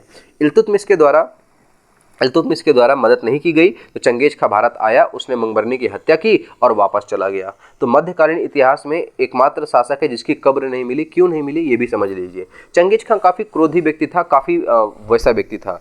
ऐसा माना जाता है कि जब इसकी हत्या हुई तो काफ़ी जो जनता थी इससे काफ़ी ज़्यादा परेशान थी। काफ़ी क्रूर शासकों में इसकी गिनती होती है। तो जनता जब काफ़ी परेशान थी तो जनता के द्वारा इसको डर था कि कहीं मेरे मरने के बाद जो मेरा शव है उसको क्षतिग्रस्त न कर दिया जाए जनता के द्वारा, क्योंकि जीते जी तो जनता ऐसा रिस्क लेना नहीं चाहती थी। तो इसने अपने सेनापति को आदेश दिया कि मेरे मरने के बाद, जब मैं मर जाऊं, उसके बाद जो भी व्यक्ति मेरी अंतिम यात्रा में जाए उन सबको वापस आते समय मार देना। ऐसा ही हुआ। जब इसके लोग इसके अंतिम यात्रा में गए और जब वापस आए तो रास्ते में इसके सेनापति के द्वारा उन सभी की हत्या कर दी गई। तो ऐसा एकमात्र व्यक्ति है इतिहास का जिसकी कब्र आज तक नहीं मिली। क्यों नहीं मिली? क्योंकि कब्रिस्तान में दफन करने के बाद फिर कभी पता ही नहीं चल सका कि कौन सी कब्र है जो चंगेज खां की है या तेमुचिन की है। आगे 1226 में रणथंभौर पर आक्रमण किया गया इल्तुतमिश के द्वारा। यह किला अजेय था जो कभी जीता नहीं गया था। पृथ्वीराज चौहान के वंशज ही इस पर राज कर रहे थे, लेकिन इल्तुतमिश ने इनको हरा करके रणथंभौर पर अधिकार कर लिया। काफ़ी योग्य व्यक्ति था इल्तुतमिश। इसके बाद 1227 ईस्वी में कांधार पर अभियान हुआ जो कुबाचा के विरुद्ध था। कुबाचा ने डर की वजह से नदी में कूदकर आत्महत्या कर ली। 1229 में मैंने बताया था बगदाद के खलीफा अल-मुंतसिर से सुल्तान की उपाधि ली और खिलते बाटी, खिलते मतलब कपड़े होते थे, जनता में बांटे जाते थे अपने नाम के कपड़े ऐसे। और ये सब जानकारी कहाँ से मिलती है? तो एक पुस्तक है तबकात ए नासिरी, तबकात ए नासिर, और इस पुस्तक को लिखा है एक इतिहासकार मिनहाज उज सिराज के द्वारा लिखा गया है। 1229 में क्या हुआ? तो 1229 में इल्तुतमिश के पुत्र नसरुद्दीन महमूद की मृत्यु हो गई। ये सबसे बड़ा पुत्र था। जब वो 1231 में कारगिल अभियान पर गया तो इनके दोनों पुत्रों ने इनकी मदद नहीं की, क्योंकि 3 पुत्र थे, 2 बचे थे, 2 मर चुके थे। अब जब दोनों पुत्रों ने इनकी मदद नहीं की तो इनकी जो पुत्री थी रजिया सुल्तान, उसने मदद की किसकी? इल्तुतमिश की। तो इल्तुतमिश इस बात से काफ़ी प्रसन्न हुआ कि मेरा कोई पुत्र तो मेरी मदद नहीं कर रहा है, लेकिन मेरी पुत्री जो है वो मेरी मदद कर रही है, और इस कारण से रजिया को ही अपना उत्तराधिकारी बना दिया। किसने? इल्तुतमिश के द्वारा। एक संगठन बनाया तुर्काने चहलगानी, जो 40 भरोसेमंद सरदारों का संगठन था, जो शासन व्यवस्था में गुप्त संस्था थी, गुप्तचर थे और गुप्त संस्था थी। तो शासन व्यवस्था में इल्तुतमिश की क्या करते थे? ये मदद करते थे। इसके बाद इसने एकता प्रणाली की शुरुआत की, जिसमें सैनिक और अधिकारियों को दी जाने वाली भूमि से कर वसूली करके वो लोग अपना पेट पालते थे। 2 सिक्के चलवाए थे, एक चांदी का टंका जो 175 ग्रेन का था और तांबे का जीतल, ये इल्तुतमिश के द्वारा चलाया गया। अब इल्तुतमिश के द्वारा बंगाल का पहला सूबेदार बनाया गया मलिक जानी को। आगे आ जाइए। इल्तुतमिश न्याय के लिए काफ़ी प्रसिद्ध था। ऐसा माना जाता है कि उसने अपने महल के 2 तरफ बड़े बड़े शेर बनवाए थे, उन शेरों के गले में घंटी लगवा दी थी। तो जब भी किसी व्यक्ति को न्याय चाहिए होता था तो वो लाल वस्त्र पहन करके उन शेरों के गले की घंटी को बजाता था और न्याय की डिमांड कर देता था। इल्तुतमिश को भारत में गुंबद निर्माण का पिता कहा जाता है। जो गुंबद वाली आकृति बनती है ना, ऐसे करके जो आकृति बनती है, ऐसे वाली, इस गुंबद आकृति का पिता कहा जाता है, क्योंकि इसी ने शुरुआत की थी। सबसे बड़े तो अगला जो शासक बनेगी रजिया सुल्तान बनेगी। 1236 से 1240 तक, और ये मध्यकाल की पहली मुस्लिम शासिका हैं।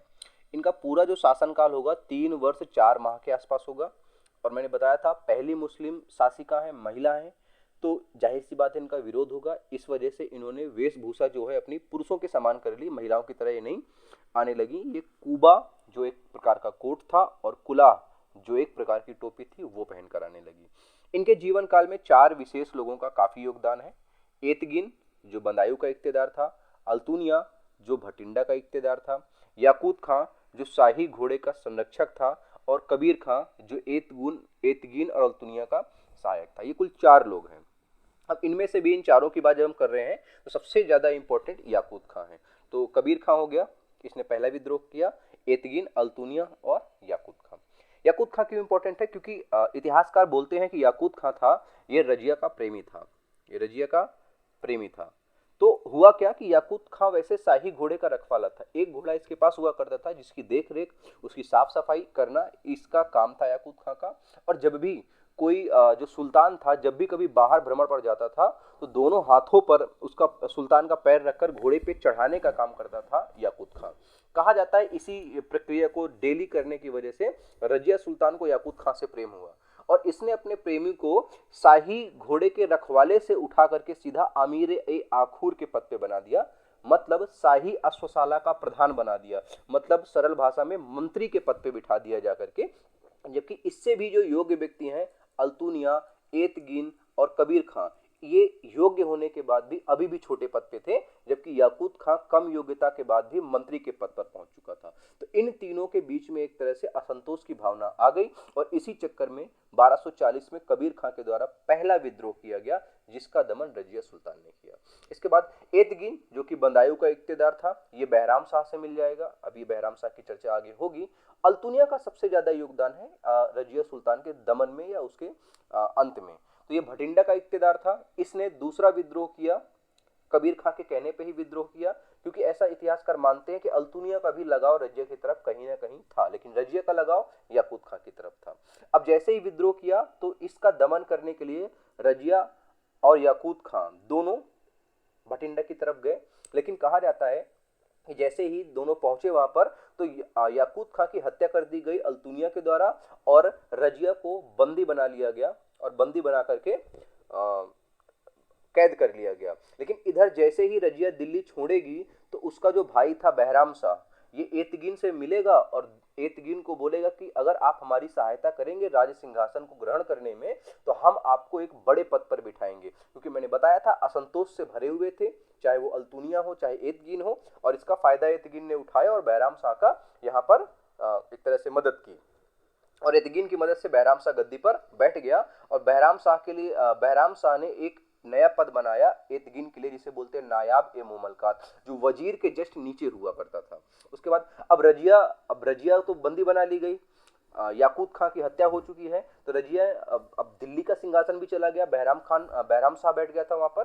तो रजिया ने अल्तुनिया से विवाह का प्रस्ताव रखा कि भैया हम और आप विवाह करते हैं, और दूसरी प्रस्ताव ये रखा कि हम आपसे शादी तो करेंगे बट हमें दिल्ली का सिंहासन वापस भी चाहिए।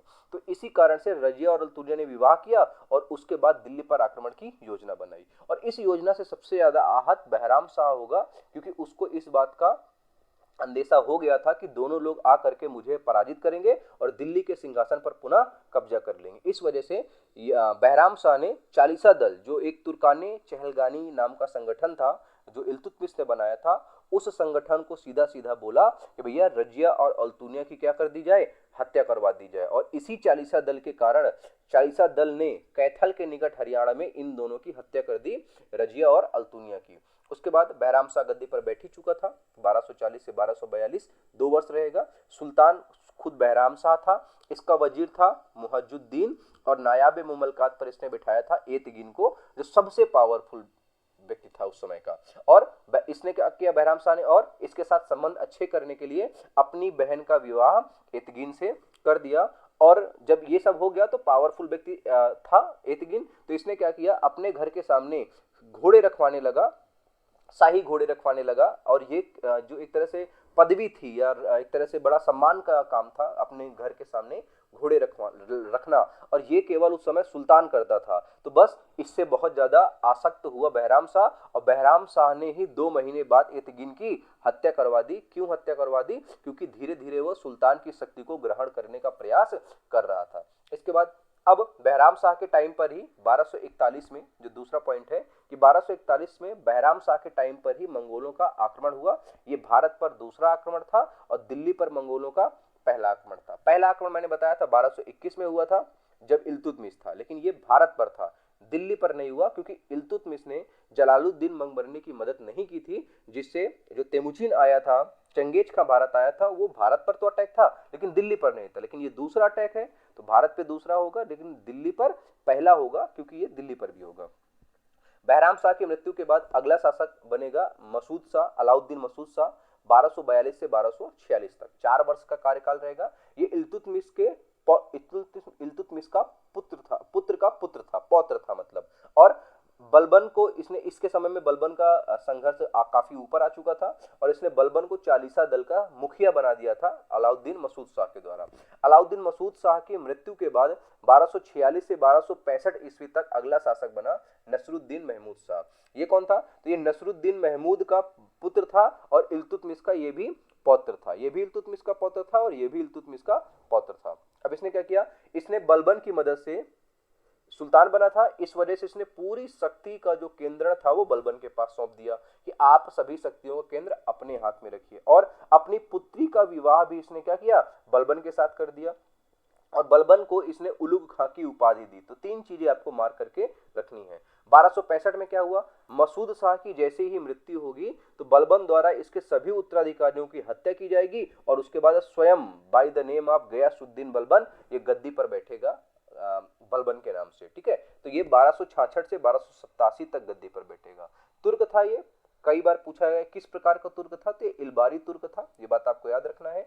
बलबन के बचपन का नाम बहाउद्दीन है, ये भी आपको याद रखना है। और मैंने आपको बताया क्योंकि शुरुआत से ही बलबन तुर्काने चहलगानी का सदस्य था और इसने अपने पूरे कार्यकाल में, जब से ये इल्तुतमिश के टाइम से था, इसने अपने पूरे कार्यकाल में यही देखा कि तुर्काने चहलगानी का बड़ा हस्तक्षेप है किस बारे में? शासन में। तो इस वजह से इसने तुर्काने चहलगानी के अंत का प्रयास किया और कैसे अंत होगा अभी आगे पता चलेगा आपको। आगे शासन व्यवस्था में बहुत ज्यादा हस्तक्षेप था, इस वजह से इसे समाप्त करने का प्रयास किया गया बलबन के द्वारा। बलबन ने 2 प्रथाएं चलाई, एक सिजदा और एक पैबोस। सिजदा क्या था? सुल्तान को झुककर प्रणाम करना, ये सिजदा था, और लेट करके सुल्तान के पैरों को चूमना, ये पैबोस व्यवस्था थी। और नियामत एक खुदाई के सिद्धांत का प्रतिपादन भी किसके द्वारा किया गया? बलबन के द्वारा किया गया। ये भी चीज आपको याद रखनी है। लौह एवं रक्त, जब इसे विद्रोहियों का दमन करना था तो विद्रोहियों के लिए इसने बहुत कठोरता की नीति अपनाई, जिसे बोला गया लौह एवं रक्त की नीति, कि अगर आप एक बार विद्रोह करते हैं तो आपको किसी भी आधार पर बख्शा नहीं जाएगा। अगला, जिल्ले इलाही की उपाधि धारण की बलबन ने, और जिल्ले इलाही का मतलब था ईश्वर की परछाई या ईश्वर का अवतार, स्वयं को बोला इसने। अगला, शाहनामा ग्रंथ के अनुसार इसको अफरासियाज का वंशज बताया जाता है, तो इलबारी तुर्क था। दूसरा, शाहनामा ग्रंथ में इसे अफरासियाज का वंशज बताया गया है, ये भी आप ध्यान रखिएगा। बहुत फेमस वंश था, सम्मानीय वंश था, इस वजह से इसे अफरासियाज का वंशज बताते हैं। मंगोल से बचने के लिए अपनी सीमा पर किलों का निर्माण कराया, तो इस वजह से किलों का निर्माण कराने वाला दिल्ली सल्तनत का पहला शासक कौन है? बलबन है। स्थायी सेना रखने का प्रयास किया, इस वजह से पहला शासक स्थायी सेना रखने वाला।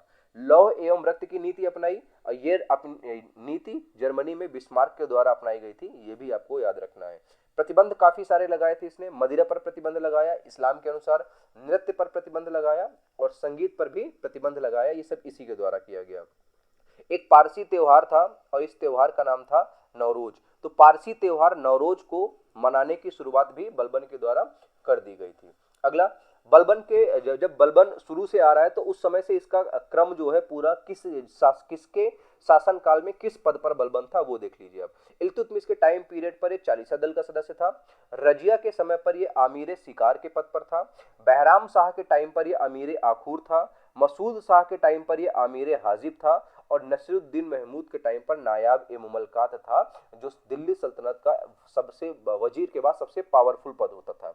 अंत में 1266 में ये नसीरुद्दीन मसूद के सभी उत्तराधिकारियों की हत्या करके ये बन जाएगा। अब मैंने बताया क्या तुर्काने चहलगानी का गठन इसको करना है तो कैसे करेगा, जो भी इसके बाद इसके पास विशेष व्यक्ति थे, मतलब जो व्यक्ति तुर्काने चहलगामी में कुछ ऐसे व्यक्ति थे जो बलबन का सपोर्ट करते थे, उनको तो इसने पदोन्नति करके उच्च पदों पर रखा।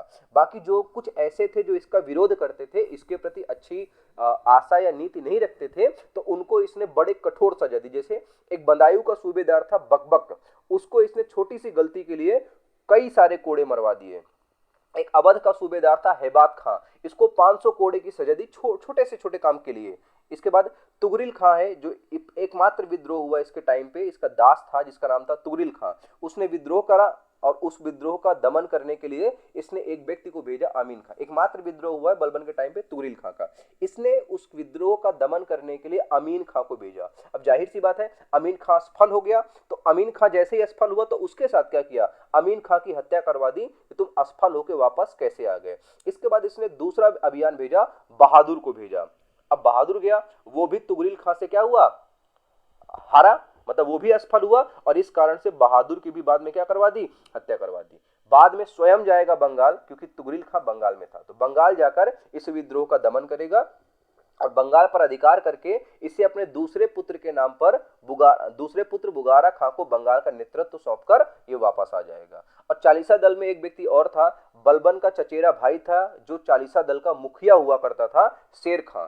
इसको भी इसने विष देकर इसकी हत्या करवा दी थी, क्योंकि इसको आगे अपने उत्तराधिकार को लेकर काफी संशय था कि कहीं ये व्यक्ति आगे चलकर मेरा उत्तराधिकारी न बने या मेरे उत्तराधिकारियों को हटा करके स्वयं गद्दी पर न बैठे, योग्य व्यक्ति था। इस कारण से अब जब सभी लोग चालीसा दल के मार दिए गए तो यहाँ से भैया चालीसा दल क्या हो गया, समाप्त हो गया। इकट्ठा नहीं समाप्त किया, इसने रणनीति बना के ये सारे काम किए। अगला 1287 में इसके ही टाइम पीरियड पे मंगोलों का दिल्ली पर दूसरा आक्रमण हुआ और ये भारत पर तीसरा आक्रमण था, ठीक है, क्योंकि 1281 में पहला, 1221 में दूसरा, 1241 में और तीसरा 1287 में। तो ये 3 आक्रमण हो रहे हैं मंगोलों के, ये आपको ध्यान रखना है। अब बलबन का जो पुत्र था, सबसे बड़ा पुत्र था शहजादा मोहम्मद, इसी लड़ाई में लड़ते हुए उसकी मृत्यु हो गई और बलबन के द्वारा उसे शहीद आजम की उपाधि दी गई है। और कहा जाता है इसी के पुत्र वियोग में बलबन जो है मर जाएगा, बाद में 87 में इसकी मृत्यु हो जाती है, बलबन की भी अपने पुत्र वियोग में मर जाएगा ये। बलबन ने कौन कौन से डिपार्टमेंट बनाए थे वो भी पूछा जाता है। तो एक डिपार्टमेंट बनाया था दीवाने विजारत, जो एक सैन्य विभाग था, जो सैन्य व्यवस्था को देखरेख करता था। उसके बाद दीवाने आरिज बनाया, दीवाने विजारत एक वित्त विभाग था और दीवाने आरिज एक सैन्य विभाग था। इसके बाद एक इसने गुप्तचर विभाग बनाया, दीवाने बरीदे मुमलकात, जो जैसे कि मैंने बताया था ना, जो आपका चालीसा दल था ये गुप्तचर विभाग था एक तरह से। उसी तरह इसने अपने समय पर एक नया डिपार्टमेंट बनाया है गुप्तचर व्यवस्था को मजबूत करने के लिए, बरीद ए मुमलकात। इसके बाद इसने गढ़ मुक्तेश्वर की मस्जिदों की शिलालेख पर अपने आप को खलीफा का सहायक बताया, मतलब अपने आप को बहुत उच्च स्थान देने का, मतलब उच्च स्थान पर रखने का प्रयास किया गया बलबन के द्वारा। बलबन के 2 पुत्र थे, जिनमें से एक का नाम था शहजादा मोहम्मद, जो मंगोलों से लड़ते हुए मर गया था। दूसरा का नाम था बुगारा खां, जिसको इसने बंगाल सौंप दिया था, क्योंकि बंगाल का जब विजय किया था तुगरिल खां से, तो इसने बंगाल सौंप दिया था उसको। शहजादा मोहम्मद का पुत्र था कैखुसरो और बुगारा खां का पुत्र था कैकुबाद। अब बलबन ने मरने से पहले, शहजादा मोहम्मद काफी ज्यादा प्रिय था इसको, इस वजह से मरने से पहले इसने उसके पुत्र कैखुसरो को उत्तराधिकारी बना दिया। लेकिन जो अमीर वर्ग था दिल्ली का, वो नहीं चाहता था कि कैखुसरो को उत्तराधिकारी बनाया जाए। इस वजह से उसने कैखुसरो को मुल्तान का इख्तियारदार बना करके कैखुसरो को मुल्तान भिजवा दिया गया जब बलबन मर चुका था। उसके बाद क्या हुआ, जो बुगारा खां था, बुगारा खां के जो पुत्र था कैकुबाद, उसको अगला सुल्तान बना दिया गया अमीरों के द्वारा। अब जिस समय कैकुबाद सुल्तान बन रहा है, उस समय कैकुबाद की उम्र बहुत कम है, 18 वर्ष की उम्र है। और जैसे उसको इतनी शौक और ताकत मिली, इतनी पावर मिली, तो कहा जाता है वो सब कुछ छोड़ करके केवल भोग विलास में लग गया, शासन व्यवस्था उसने छोड़ दी और इस कारण से शासन व्यवस्था बहुत कमजोर हो गई। अब इसने अपनी सहायता के लिए क्या किया, पंजाब का एक इख्तियारदार था गाजी मलिक, उसको बुलाया और 1290 तक उसी के साथ मिलकर के शासन संभाला। अब 1290 में जैसे ही कैकुबाद को लकवा मार गया, तो गाजी मलिक के संरक्षण में ही इसका एक अल्पवयस्क पुत्र था कैमूर्स, उसको अगला सुल्तान बनाया गया। लेकिन जैसे ही गाजी मलिक को समझ में आया कि भैया जो कैकूबाद है उसको लकवा मार चुका है और उसका जो पुत्र है वो तो अभी बहुत छोटा ही है, तो इस चक्कर में 1290 ईस्वी में गाजी मलिक ने कैकूबाद और कैमूर्स दोनों की हत्या करके पूरा जो आपका दिल्ली सल्तनत का पहला राजवंश है मामलुक वंश, इसको समाप्त कर दिया और अपने नाम से एक नया वंश स्थापित किया, खिलजी वंश। कुल 5 वंश है दिल्ली सल्तनत में। मामलुक वंश पहला है, खिलजी वंश दूसरा है, तुगलक वंश तीसरा है, सैयद वंश चौथा है और लोदी वंश अंतिम वंश है जो 5वां वंश है। इस पांचों वंशज में सबसे छोटा कार्यकाल किसका है? सबसे छोटा जो कार्यकाल है वो आपका किसका है? वो आपका खिलजी वंश का है। ये भी बात आपको याद रखनी है। दिल्ली सल्तनत का सबसे छोटा राजवंश है, केवल 30 वर्षों तक शासन होगा, 1290 से 1320 तक। कुल 4 शासक ही हैं, बहुत ज्यादा शासक भी नहीं है इसमें। अगला संस्थापक कौन है? जैसे गाजी मलिक, अभी मैंने बताया कैकूबाद और कैमूर्स की हत्या गाजी मलिक के द्वारा की जाएगी, तो गाजी मलिक ही इस राजवंश का संस्थापक है। और किस नाम से गद्दी पर बैठेगा? तो जलालुद्दीन फिरोज शाह खिलजी के नाम से ये गद्दी पर बैठेगा और किलोखड़ी के महल पे क्या करेगा? अपना राज्याभिषेक कराएगा। इस बात का भी आपको ध्यान में रखना है। काफी वृद्ध था ये, 70 साल की उम्र में गद्दी पर बैठेगा और केवल 6 साल का शासनकाल रहेगा इसका। और इसने अपने शासनकाल में एक स्टेटमेंट दिया है कि मैं एक बूढ़ा बादशाह हूं और मैं बूढ़ा हूं, इस वजह से मुझे रक्तपात शोभा नहीं देती। जबकि आप इसके विपरीत देखेंगे तो ये गद्दी पर कैसे बैठ रहा है? मामलुक वंश के अंतिम 2 सुल्तानों को मारकर, मतलब रक्तपात करके ही बैठ रहा है और ये खुद बोल रहा है कि इसे रक्तपात शोभा नहीं देता। तो ऐसा माना जाता है कि यही इसके दमन का पहला कारण बना। इसका एक भतीजा था जलालुद्दीन खिलजी। जलालुद्दीन खिलजी का एक विश्वास पात्र एक व्यक्ति था जिसका नाम था मलिक छज्जू, और मलिक छज्जू को इसने कड़ा का इक्तेदार बनाया था। अब काफी मैंने बताया ना, बहुत उदार प्रवृत्ति का हो चुका था ये। तो जैसे ही मलिक छज्जू ने विद्रोह किया तो इसने तुरंत उसको क्या कर दिया? बाद में माफ कर दिया। और जैसे ही इसने विद्रोह किया था तो इसका एक भतीजा था जिसका नाम था जलालुद्दीन खिलजी, ठीक है, अलाउद्दीन खिलजी। अब अलाउद्दीन खिलजी को इसने क्या किया? कड़ा का अगला इक्तेदार बना दिया। पहले मलिक छज्जू को बनाया, जब मलिक छज्जू ने विद्रोह किया तो उसको विद्रोह होने के बाद उसको माफ किया, और माफ करने के बाद जो कड़ा का इक्तेदार था अपने भतीजे, इसका दामाद भी था वो, अलाउद्दीन खिलजी को बना दिया गया। अब जलालुद्दीन खिलजी के साथ जो अभियान हुए हैं, तो इसने पहला अभियान किया है रणथंभौर का 1290 ईस्वी में। इस समय रणथंभौर का शासक था हमीरदेव, लेकिन ये एक असफल अभियान था, मतलब ये अभियान सफल नहीं हो पाया है। तो जलालुद्दीन ने अभियान की पूरी जिम्मेदारी, जब पहला अभियान असफल हो गया तो पूरे शासन व्यवस्था में जितने भी सैन्य अभियान होने हैं उसकी जिम्मेदारी अपने भतीजे अलाउद्दीन को सौंप दी। अब जैसे अलाउद्दीन को सौंप दी तो अलाउद्दीन जाहिर सी बात है अभियान करेगा और अभियान करके बहुत सारा पैसा जलालुद्दीन को ला करके देगा। अलाउद्दीन का पहला अभियान 1292 में मालवा पर हुआ और यहाँ पे उसने विजय प्राप्त की, बहुत सारा पैसा इकट्ठा करके लाया, बहुत सारा लूट के लाया और सारा धन जलालुद्दीन को ला करके सौंप दिया। जलालुद्दीन इससे काफी प्रसन्न हुआ। इसके बाद 1296 में मंगोलों का भारत पर पुनः आक्रमण हुआ और ये दिल्ली पर था। अब जैसे ही, अब मैंने बताया जलालुद्दीन बहुत ही वृद्ध व्यक्ति है, तो क्या करे? तो उसने अलाउद्दीन को कड़ा से बुलाया कि भैया अलाउद्दीन तुम आ जाओ, हमारे ऊपर मंगोलों का आक्रमण हुआ है तो तुम्हारा यहाँ रहना जरूरी है। अलाउद्दीन आया और उसने जलालुद्दीन की तरफ से युद्ध लड़ा और मंगोलों को पराजित किया, और पराजित करने के बाद ये इतना बड़ी जीत जलालुद्दीन को सौंपवा दी। इसके बाद क्या हुआ? अब जैसे ही ये पराजित होते हैं तो एक नदी है रावी नदी, तो मंगोल और दिल्ली, मतलब रावी नदी के अगर इधर देखोगे तो मंगोल रहेंगे और इधर देखोगे तो दिल्ली रहेगी, मतलब दिल्ली सल्तनत। तो इधर दिल्ली है और रावी नदी के इधर कौन है? मंगोल है। तो कई बार ये प्रश्न पूछा जाता है कि खिलजी वंश के समय मंगोलों और दिल्ली सल्तनत या खिलजियों के जो शासक थे इनके बीच की सीमा क्या थी? तो रावी नदी थी, ये बात ध्यान रखिएगा। अगला, जब मंगोलों के 4000 सैनिक ऐसे थे जो पराजित हो गए और वो वापस जाने को तैयार नहीं हुए, क्योंकि मंगोल एक डेजर्ट एरिया है जहां पर गोबी जैसा मरुस्थल है, तो वहां पर वो वापस जाने के लिए तैयार नहीं हुए कि हम उतना दूर वापस डेजर्ट एरिया में क्यों जाएं, जबकि भारत एक इतना संपन्न देश है। तो उन्होंने यहाँ के राजा जलालुद्दीन से यहीं रहने की अनुमति मांगी। तो जलालुद्दीन ने बोला अगर तुम इस्लाम ग्रहण करते हो तो इसके बाद तुम यहाँ रह सकते हो, और ऐसा भी हुआ। तो सैनिकों ने इस्लाम ग्रहण किया और उनको दिल्ली में बसने की अनुमति दी गई और एक नया क्षेत्र बसाया गया जिसे हम मंगोलपुरी कहते हैं, और आज की डेट में ये मुगलपुरी या मंगोलपुरी के नाम से फेमस भी है, और इन्हें कहा जाता है नवीन मुसलमान कहा जाता है। लगभग 4000 सैनिक थे जो मंगोलों के आक्रमण के बाद वापस यहाँ से नहीं गए। इसके बाद अलाउद्दीन का अगला अभियान हुआ 1296 में देवगिरी अभियान हुआ। दक्षिण भारत का पहला अभियान है, याद रखिएगा। अभी भी शासक जो है वो जलालुद्दीन है, लेकिन अभियान अलाउद्दीन कर रहा है। तो इस अभियान जलालुद्दीन के समय में हुआ, लेकिन किया किसने? अलाउद्दीन द्वारा किया गया। अब देवगिरी का जो शासक था उसका नाम था रामचंद्र देव। अब इसको अलाउद्दीन द्वारा पराजित किया गया और इसने अपनी पुत्री का विवाह अलाउद्दीन के साथ कर दिया। जो धन मिला वो धन ले आया और धन लेकर के कहां पहुंचा? कड़ा पहुंचा। इस बार इसने धन जो है जलालुद्दीन को नहीं दिया, पूरा धन अपने क्षेत्र में लेके कड़ा पहुंच गया। सुल्तान को खबर तक नहीं दी कि ऐसा कुछ हुआ है। और जब सुल्तान को बाद में पता चला तो सुल्तान को एक पत्र लिखा अलाउद्दीन ने और कड़ा आने का निमंत्रण दिया और बहुत नाटकीय ढंग से पत्र लिखा कि क्योंकि चाचा लगता था वो, तो चाचा अगर तुम मेरे से मिलने नहीं आओगे, तुम हमसे प्रेम नहीं करते, तो मैं अपनी जान दे दूंगा गंगा नदी में कूदकर। ऐसा बात बोला गया किसके द्वारा? अलाउद्दीन खिलजी के द्वारा। और जब उसके चाचा जलालुद्दीन कड़ा पहुंचे तब धोखे से अलाउद्दीन ने जलालुद्दीन की हत्या कर दी और हत्या करने के बाद अगला सुल्तान बना अलाउद्दीन खिलजी स्वयं। ठीक है। और अलाउद्दीन द्वारा राय रायन की उपाधि धारण की गई थी, स्वयं को उसने दिया। अलाउद्दीन खिलजी का टाइम पीरियड कब से कब तक है भैया? 1296 से 1316। और इसने अपने आप को सिकंदर कहा है, इस वजह से इसे दूसरा सिकंदर भी कहा जाता है। अब इसके पूरे जीवन काल को 3 भागों में हम बांट सकते हैं। जैसे इसकी शुरुआत धोखे से हुई थी, क्योंकि इसने अपने चाचा को मारकर ही उनकी हत्या की। उसके बाद जो शासन व्यवस्था था वो ग्रहण किया। उसके बाद जो मध्यकाल टाइम पीरियड है इसका, वो बहुत परोपकारिता से हुआ। इसने बहुत सारे ऐसे काम किए, मतलब इसने देवतुल्य काम किए, ऐसा माना जाता है। और अंत में इसका जो अंत है वो आतंक से हुआ, क्योंकि इसने जनता पर विभिन्न प्रकार के कर लगा दिए।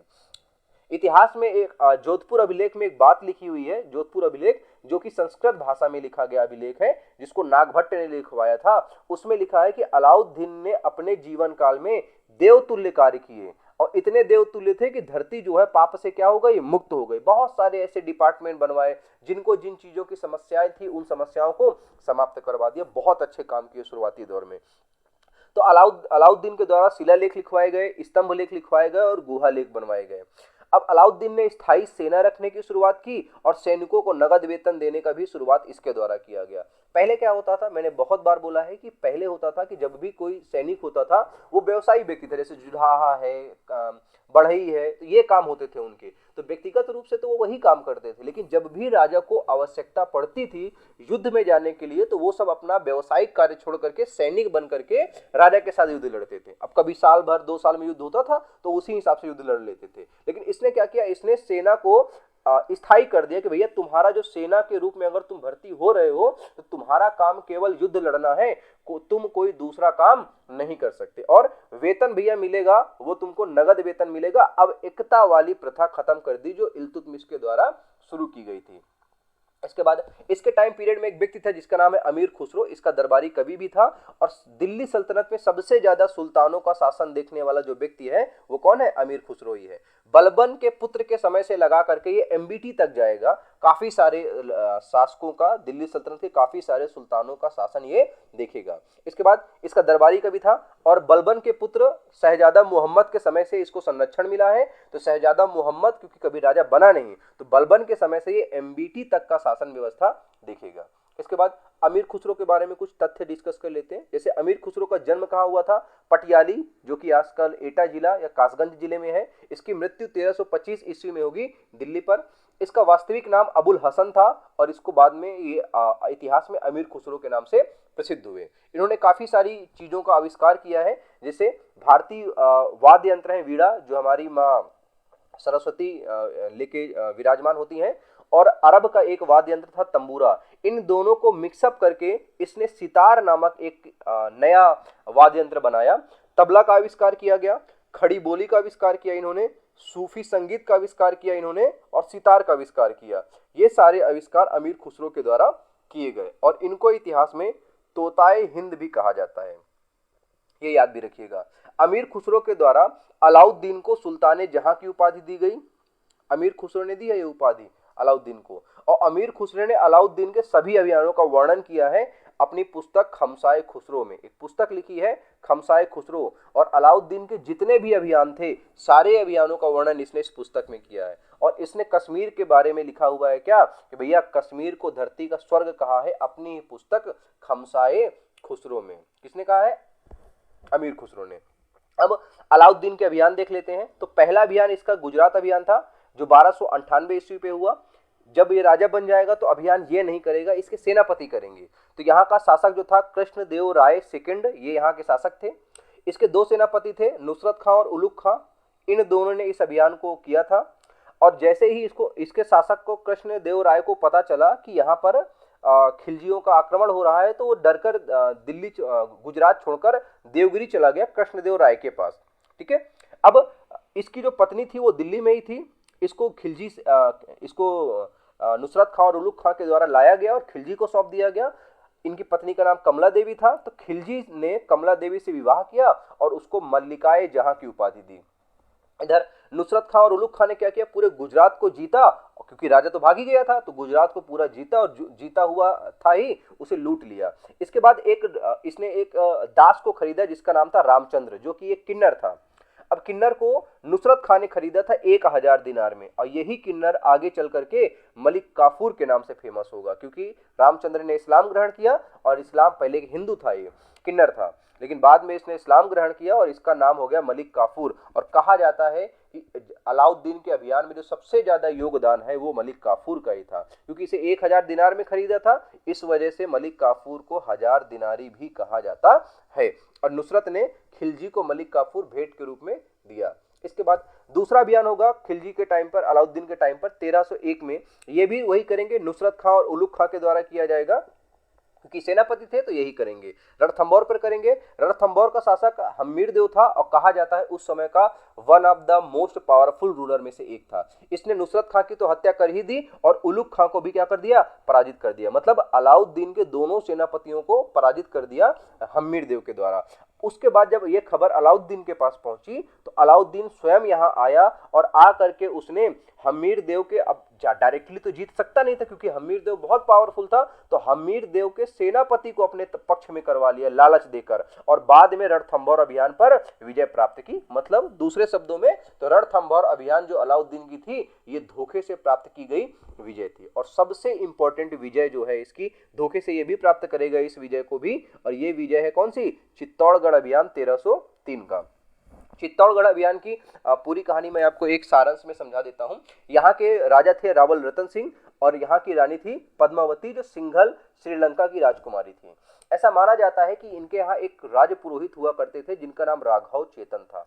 तो ऐसा कहा जाता है कि एक बार ऐसा हुआ कि रावल रतन सिंह के द्वारा राघव चेतन को पकड़ा गया जब वो अपने राज्य के कुछ विशेष डॉक्यूमेंट को दूसरे राजा को सौंप रहे थे। मतलब जो सैन्य डॉक्यूमेंट होते हैं, जो हम बोलते हैं ना बहुत सीक्रेट डॉक्यूमेंट है, उनको दूसरे राजा को सौंप रहे थे। इस चक्कर में रावल रतन सिंह ने उनको सजा देने के लिए देश निकाला की सजा दे दी, क्योंकि वो राजपुरोहित तो थे ही। तो राघव चेतन को इसमें बहुत बुरा लगा और उन्होंने न एक कसम खाई कि जब तक मैं इस साम्राज्य को मिट्टी में नहीं मिला दूंगा तब तक शांति से नहीं बैठूंगा। और इस चक्कर में वो राघव चेतन जो थे वो कहाँ पहुंच गए, अलाउद्दीन से जाकर मिल गए। और अलाउद्दीन के पास जाकर उन्होंने बोला कि आप पूरे भारत के जो योद्धा हैं, सुल्तान हैं, और हर नायाब चीज आपके पास है, लेकिन एक चीज है वो जो नायाब तो है लेकिन आपके पास नहीं है। तो अलाउद्दीन ने पूछा ऐसी कौन सी चीज है जो नायाब तो है लेकिन अलाउद्दीन के पास नहीं है। तो बोले चित्तौड़गढ़ की राजकुमारी पद्मावती बहुत खूबसूरत है, नायाब है, लेकिन वो आपके पास नहीं है। तो फिर इससे कहा जाता है कि अलाउद्दीन को बड़ा खराब लगा और उसने चित्तौड़गढ़ पर अभियान की तैयारी करने को कहा, और उसके बाद चित्तौड़गढ़ पर अभियान हुआ भी। लेकिन चित्तौड़गढ़ एक अजेय किला था, मतलब जिसे जीता नहीं जा सकता जल्दी से। 7 दरवाजे पार करने के बाद अब किले में इंटर करते थे। इस चक्कर में अलाउद्दीन ने चित्तौड़गढ़ पर 6 महीने की घेराबंदी की। बाहर ही 6 महीने तक पड़ा रहा अलाउद्दीन। जब उसको ये विश्वास हो गया कि अब चित्तौड़गढ़ को जीता नहीं जा सकता, तो फिर उसने धोखे का सहारा लिया और जो रावल रतन सिंह से थे उनसे मिलने के लिए ये महल में पहुंचा और उनसे बोला कि हम अब वापस दिल्ली जा रहे हैं, इस वजह से अंतिम बार आपसे मिलना चाहते हैं। और फिर जब अंतिम बार मिलने का प्रस्ताव रखा तो रावल रतन सिंह भी युद्ध स्थिति में नहीं थे। उन्होंने कहा कि युद्ध करना कोई उचित चीज नहीं है, इसलिए उन्होंने इस बात को मान लिया और मिलने के लिए तैयार हो गए। लेकिन जैसे ही ये महल में पहुंचेगा तो इसने कूटनीति से महारानी को देखने के लिए बोला कि महारानी को अगर एक झलक हमको देखने को मिल जाए महारानी की, तो हम यहाँ से वापस चले जाएंगे और उसके बाद हम फिर हमारा और आपका कोई बैर भी नहीं होगा।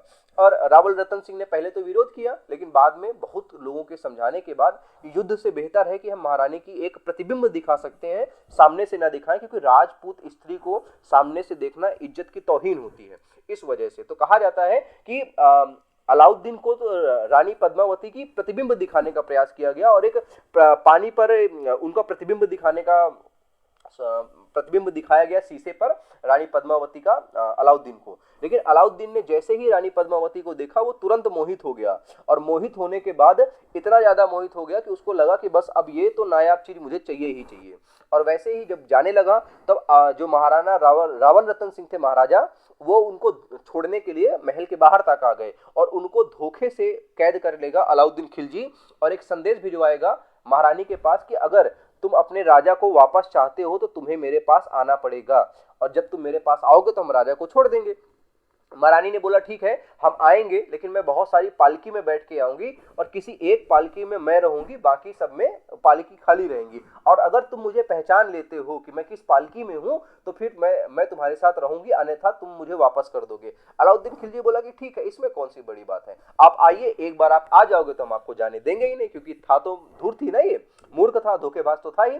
तो इसने ऐसा किया। लेकिन रानी भी रानी है, राजपूत स्त्री, उन्होंने पालकी में वो बैठ के गई ही नहीं, उन्होंने बहुत सारे सैनिकों को पालकी में बिठा करके भेज दिया, और दो सेनापति गए, राजपूत सेनापति थे गोरा और बादल, ये पहुंचे अलाउद्दीन के खेमे में, और जैसे ही वहां पालकी रखी गई तो कहा जाता है सभी सैनिक थे वहां पर, कोई नहीं था, तो अचानक से इन सभी लोगों ने, गोरा और बादल ने अटैक कर दिया अलाउद्दीन की सेना पर। दोनों सेनाओं में भीषण संग्राम हुआ और वहां पर महाराजा रावल रतन सिंह, जो सेनापति थे गोरा और बादल, इन तीनों लोगों की मृत्यु हो गई। अब एक बात जायज थी, जब भी इस्लामीकरण हुआ इस देश में, भारत में, तो भारतीय स्त्रियों के साथ बुरी दशा होती थी। तो इस चीज से बचने के लिए महारानी जो पद्मावती थी, सभी दासियों के साथ इन्होंने धधकते आग के कुंड में कूद करके आत्मदाह कर लिया, और इस प्रथा को हम जौहर के नाम से जानते हैं। और ये सारी जो जानकारी पूरी मिल रही है ना, ये जानकारी हमको मिलती है 1540 में मलिक मोहम्मद जायसी द्वारा एक पुस्तक लिखी गई थी पद्मावत से। तो ये सारी जानकारी यहाँ से मिलती है। अब जब ये पूरा किला जीत लिया गया, सब कोई मर ही गया, रानी भी गई, राजा भी गए, सेनापति सब खत्म हो गया, तो अलाउद्दीन ने अपने पुत्र के नाम पर इस शहर का नाम खिजरा खां इसका पुत्र था, तो अपने पुत्र के नाम पर इसका नाम खिजराबाद रख दिया, चित्तौड़गढ़ का। तो चित्तौड़गढ़ का नाम खिजराबाद रखा अलाउद्दीन ने इसको जीतने के बाद। और जीता भी कैसे था, मैंने बताया, धोखे से जीता गया था। इसके बाद इसका दक्षिण भारत का अभियान शुरू होगा। 1307 में पहला अभियान करेगा मलिक काफूर, करेगा, ये नहीं करेगा, राजा रामचंद्र वहां के शासक होंगे। कारण माना जाता है, क्यों? क्योंकि मैंने बताया था जब गुजरात पर आक्रमण किया था तो गुजरात का शासक भाग करके देवगिरी पहुंचा था, तो ऐसा माना जाता है कि देवगिरी के शासक ने गुजरात के शासक का मदद की थी, इस वजह से इस पर अटैक किया गया। पहला तो ये। दूसरा, जो उसकी मल्लिकाएं जहां थी वो अपनी पुत्री से मिलना चाहती थी और उनकी पुत्री देवगिरी में थी, इस वजह से देवगिरी पर अटैक किया गया। तीसरा, देवगिरी के शासक पहले तो अपने आप को खिलजी वंश के अधीन मानते थे, लेकिन बाद में अपने आप को स्वतंत्र घोषित कर दिया। तो इस कंट्रोल को दोबारा पाने के लिए जो है देवगिरी पर आक्रमण किया गया अलाउद्दीन के द्वारा। अलाउद्दीन के द्वारा रामचंद्र देव को पराजित किया गया, और उसके बाद जो उसका सेनापति था मलिक काफूर के द्वारा उनको बंदी बनाकर राय रायान की उपाधि दी गई। ये बात ध्यान रखिएगा। इसके बाद मलिक काफूर आगे चल करके गोलकुंडा पहुंचेगा, 1308 में गोलकुंडा अभियान करेगा। गोलकुंडा पर एक शासक था काकतीय वंश का प्रताप रुद्र देव। गोलकुंडा पर काकतीय वंश के शासक थे प्रताप रुद्र देव। इन्होंने क्या किया, इन्होंने युद्ध लड़ने से ही मना कर दिया, अपने खुद की सोने की मूर्ति बनवाई और उस सोने की मूर्ति को जंजीर में बांध करके अलाउद्दीन को भेंट कर दी और उनकी अधीनता स्वीकार कर ली। तो ये हो गया गोलकुंडा अभियान। इसके बाद यहीं से अलाउद्दीन खिलजी को ही क्या प्राप्त हुआ, अलाउद्दीन खिलजी को या मलिक काफूर को गोलकुंडा से ही कोहिनूर हीरा प्राप्त हुआ। और ऐसा माना जाता है कि भारतीय इतिहास में जिस भी पुरुष के पास ये हीरा होगा वो इस सदी का सबसे अभागा सुल्तान बनेगा। पहले तो ये अलाउद्दीन के पास पहुंचेगा गोलकुंडा के बाद, उसके बाद फिर ये मालवा के शासक महमूद सेकंड के पास पहुंचेगा। महमूद सेकंड के बाद जब बाबर यहाँ आएगा तो महमूद सेकंड से ये हीरा फिर हुमायूं के पास पहुंचेगा और हुमायूं इसे पानीपत के युद्ध के बाद बाबर को देगा। बाबर के बाद जब हुमायूं राजा बनेगा तो पुनः हुमायूं के पास आएगा और हुमायूं को कौन हराएगा? तो हुमायूं को हराएगा जो शेरशाह है वो हराएगा। तो ये शेरशाह के पास पहुंचेगा, शेरशाह सूरी के पास, और शेरशाह सूरी के बाद ये सूरवंश के शासक आदिल शाह सूरी के पास रहेगा। फिर आदिल शाह सूरी का पीएम था हेमू, तो ये हीरा हेमू के पास पहुंचेगा। अब जैसे ही हेमू के पास से जाएगा तो दक्षिण भारत के अभियान के समय ये हीरा हेमू से कलिंजर अभियान के समय दक्षिण भारत में रह जाएगा। फिर दक्षिण भारत के बाद ये उत्तर भारत नहीं आएगा, बहुत सारे राजवंश गुजर जाएंगे। हेमू के बाद अकबर आएगा, अकबर के बाद जहांगीर आएगा, जहांगीर के बाद जब शाहजहां राजा बनेगा तो मीर जुमला के द्वारा हीरा उत्तर भारत पुनः ले जाया जाएगा और शाहजहां को दिया जाएगा। शाहजहां ने क्या किया, एक नया खास दरवाजा महल बनवाया, उसका नाम रखा दीवाने खास, और वहां पर एक सिंहासन बनवाया जिसका नाम था तख्ते तौस, और तख्ते तौस पर मयूर सिंहासन, और उस सिंहासन पर लगवा दिया कोहिनूर हीरा। और इसके बाद शाहजहां को औरंगजेब मतलब उसके ही पुत्र के द्वारा कैद कर लिया गया। जब उसके ही पुत्र के द्वारा कैद कर लिया गया तो इसके बाद 1707 में जैसे ही औरंगजेब की मृत्यु हुई तो यहाँ पर बहुत सारे जो मुगलों के ऐसे शासक थे जो योग्य नहीं थे वो आए। उसमें से एक शासक कौन था? मोहम्मद शाह रंगीला था, उसके पास ये हीरा पहुंचा। और 1739 में आपका नादिर शाह आया जो बाहर से आया था, इसके साथ और मोहम्मद शाह के साथ एक युद्ध हुआ जिसका नाम था करनाल का युद्ध। और इस युद्ध के बाद नादिर शाह इसमें विजयी हुआ और पूरा हीरा लेकर के यहाँ से वापस चला गया, मयूर सिंहासन तक ले गया यहाँ से। इसके बाद इसका नादिर शाह का सेनापति था अहमद शाह अब्दाली। जैसे ही नादिर शाह की मृत्यु होगी तो पूरे साम्राज्य को अहमद शाह अब्दाली देखेगा। अब ये यहाँ आएगा और ये महाराणा रणजीत सिंह से पराजित होगा, जिस कारण से हीरा किसके पास आ जाएगा? रणजीत सिंह के पास आ जाएगा। रणजीत सिंह के बाद ये हीरा उनके पुत्र दिलीप सिंह के पास पहुंचा और द्वितीय आंग्ल सिख युद्ध में यह हीरा डलहौजी के पास पहुंचा और डलहौजी ने यह हीरा ब्रिटेन भिजवा दिया। अभी वर्तमान की बात करें तो इस हीरे के कुल 3 टुकड़े हो रखे हैं, जिसमें से 2 टुकड़े तो महारानी के मुकुट में लगे हुए हैं जो महारानी ब्रिटेन की महारानी धारण करती हैं, और एक टुकड़ा ब्रिटेन के म्यूजियम में रखा हुआ है। तो अभी वर्तमान में हीरा जो है वो 3 टुकड़ों में विभाजित है। आगे क्या होगा? इसके बाद 1308 में अगला अभियान होगा वारंगल में, गोलकुंडा यहां से ही क्या हुआ था? कोहिनूर प्राप्त हुआ था, बता दिया मैंने आपको। इसके बाद जो मलिक काफूर उसका सेनापति था ये चलता हुआ आगे रामेश्वरम पर पहुंच गया। अब रामेश्वरम कैसी जगह है? तो रामेश्वरम कुछ ऐसी जगह है। अब यहाँ पर जब मलिक काफूर पहुंचा तो उसने देखा इधर भी समुद्र है, इधर भी समुद्र है और इधर भी समुद्र है। मतलब उसको लगा कि अब तो भैया धरती खत्म ही हो चुकी है। अब जब धरती खत्म हो चुकी है तो हमने पूरा विश्व जीत लिया, और इस चक्कर में उसने अलाउद्दीन को विश्व विजेता घोषित कर दिया। और जैसे ही अलाउद्दीन को यह पता चला कि वो विश्व विजेता हो चुका है तो अलाउद्दीन ने स्वयं को सिकंदर ए सानी की उपाधि दी कि भैया हम तो क्या बन गए हैं? सिकंदर ए सानी की। और मलिक काफूर ने उसको सिकंदर ए जहां मतलब पूरे जहां का सिकंदर वाली उपाधि दी मलिक काफूर के द्वारा अलाउद्दीन खिलजी को।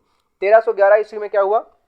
मलिक काफूर के द्वारा अलाउद्दीन के लिए अंतिम अभियान किया गया उत्तर भारत का, जिसे हम जालोर अभियान के नाम से जानते हैं। इस अभियान में भी मलिक काफूर विजयी हुआ और अलाउद्दीन का ये उत्तर भारत का अंतिम अभियान था।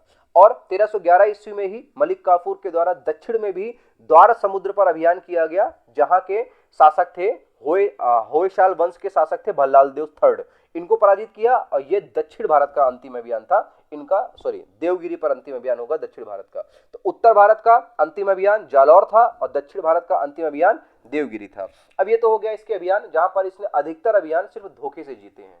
अगला, बहुत सारे कर लगाए गए थे, मैंने बताया था अंत समय पर ये बहुत सारे कर लगाएगा। जैसे इसने जजिया लगाया, जकात लगाया, घर के ऊपर एक गृह कर लगाया जिसे घरई बोलते थे।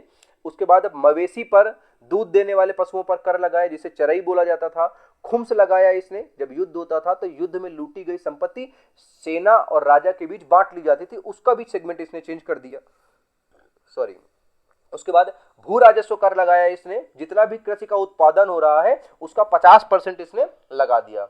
अगला, अब भाई बहुत सारे कर लगा रहा है तो सैनिक परेशान होंगे, तो सैनिकों के लिए इसने बाजार नियंत्रण प्रणाली लगाई कि सैनिकों के लिए एक अलग से बाजार लगवाता था जिसमें कम पैसे पर सैनिकों को सामान मिलता था। तो ये सैन्य बाजार लगवाता था जो सैनिकों के लिए था। अब भाई जो लोग वहां पे हैं उनको कैसे, जब कम पैसे में व्यापारी सामान बेचेंगे तो वो सर्वाइव कैसे करेंगे? तो व्यापारियों को लोन दिया जाता था और उसी से सामान खरीदकर वो सामान बेचते थे जो सैनिकों द्वारा खरीदा जाता था। इसके बाद इसने एक विभाग बनाया दीवाने आरिज, जो एक सैन्य विभाग था, और सैनिकों के लिए दाग एवं हुरिया प्रथा की भी शुरुआत की। जैसे आज आप लोगों का आइडेंटिटी कार्ड बनता है जिसमें आपकी सारी जानकारी होती है, आपकी फोटो लगी होती है, तो वैसे इसने घोड़ा और घुड़सवार को या सैनिकों को स्थायी करने के लिए दाग एवं हुलिया प्रथा शुरू की, जिसमें घोड़ों को दाग दिया जाता था और सैनिकों का स्केच बना दिया जाता था, जिससे पता चलता था कौन सा घोड़ा किस सैनिक का है। और कौन से डिपार्टमेंट बनवाए इसने एक डिपार्टमेंट बनवाया दीवाने विजारत, जो एक वित्त विभाग था। दीवाने ईसा बनाया, जो कि पत्राचार विभाग था। दीवाने रसातल बनाया, जो एक विदेश डिपार्टमेंट था। और ये तो पुराने डिपार्टमेंट थे, नए भी इसने कुछ बनाए, जैसे भ्रष्टाचार को रोकने के लिए दीवाने मूसत खराज बनाया और राजस्व वसूली के लिए। और दीवाने रियासत भी बनाया, जो व्यापारियों पर नियंत्रण करने के लिए बनाया गया था, ताकि वो जरूरत से ज्यादा सामान ना बेच सकें। ठीक है। दीवाने विजारत या दीवाने आरिज विभाग में नुसरत खां बने, जो एक भ्रष्टाचारी व्यक्ति थे, ये भी आपको ध्यान में रखना है। स्थापत्य कला में इसका क्या क्या योगदान है, तो इसने अलाई मीनार बनवाया, अलाई दरवाजा बनवाया, चोर मीनार बनवाया, सीरी का किला बनवाया, हौज खास बनवाया और हजार सितन बनवाया। हजार खंभों का महल भी बोलते हैं इसको। तो स्थापत्य कला में अलाउद्दीन के इतने अभियान हैं, इतने योगदान हैं। 1316 में कोरशेष की मृत्यु हो गई, इसका मकबरा दिल्ली में है। और इसके बाद जो अगला शासक बना वो मुबारक शाह खिलजी बना, 1316 से 1320 तक। ऐसा माना जाता है कि ये जितने भी इसके बाद दोनों शासक थे अयोग्य थे। 1316 से 1320 तक मुबारक शाह खिलजी अगला शासक बनेगा। अयोग्य व्यक्ति था, जो महिलाओं के कपड़े पहनकर घूमा करता था या फिर बिना कपड़ों के घूमा करता था। इसने स्वयं को ही खलीफा घोषित किया और 1320 में इसकी क्या हो गई, डेथ हो गई। और इसके बाद कौन बैठेगा, तो खुसरो खां या खुसरो शाह गद्दी पर बैठेगा। ये भी एक अयोग्य व्यक्ति था और शाही, क्योंकि ये कहा जाता है ये हिंदू था, पहले कन्वर्ट होकर के मुसलमान बना था। तो शाही महल में, इसके समय पे शाही महल में हिंदू देवी देवताओं की पूजा होती थी। और इसी का फायदा उठा करके एक पंजाब का इक्तेदार था जिसका नाम था गाजी मलिक। तो गाजी मलिक ने इस्लाम खतरे में है का नारा दिया, क्योंकि भैया एक हिंदू व्यक्ति कन्वर्ट होकर के दिल्ली सल्तनत की गद्दी पर था। और इसी वजह से इसने खुसरो पर आक्रमण किया, इसकी हत्या की और हत्या करने के बाद एक नए राजवंश की स्थापना की, जिसका नाम है तुगलक वंश, 1320 से 1414 ईस्वी तक। और ये पूरे दिल्ली सल्तनत का सबसे बड़ा राजवंश है। इतनी बातें आपको मार करके रखनी है।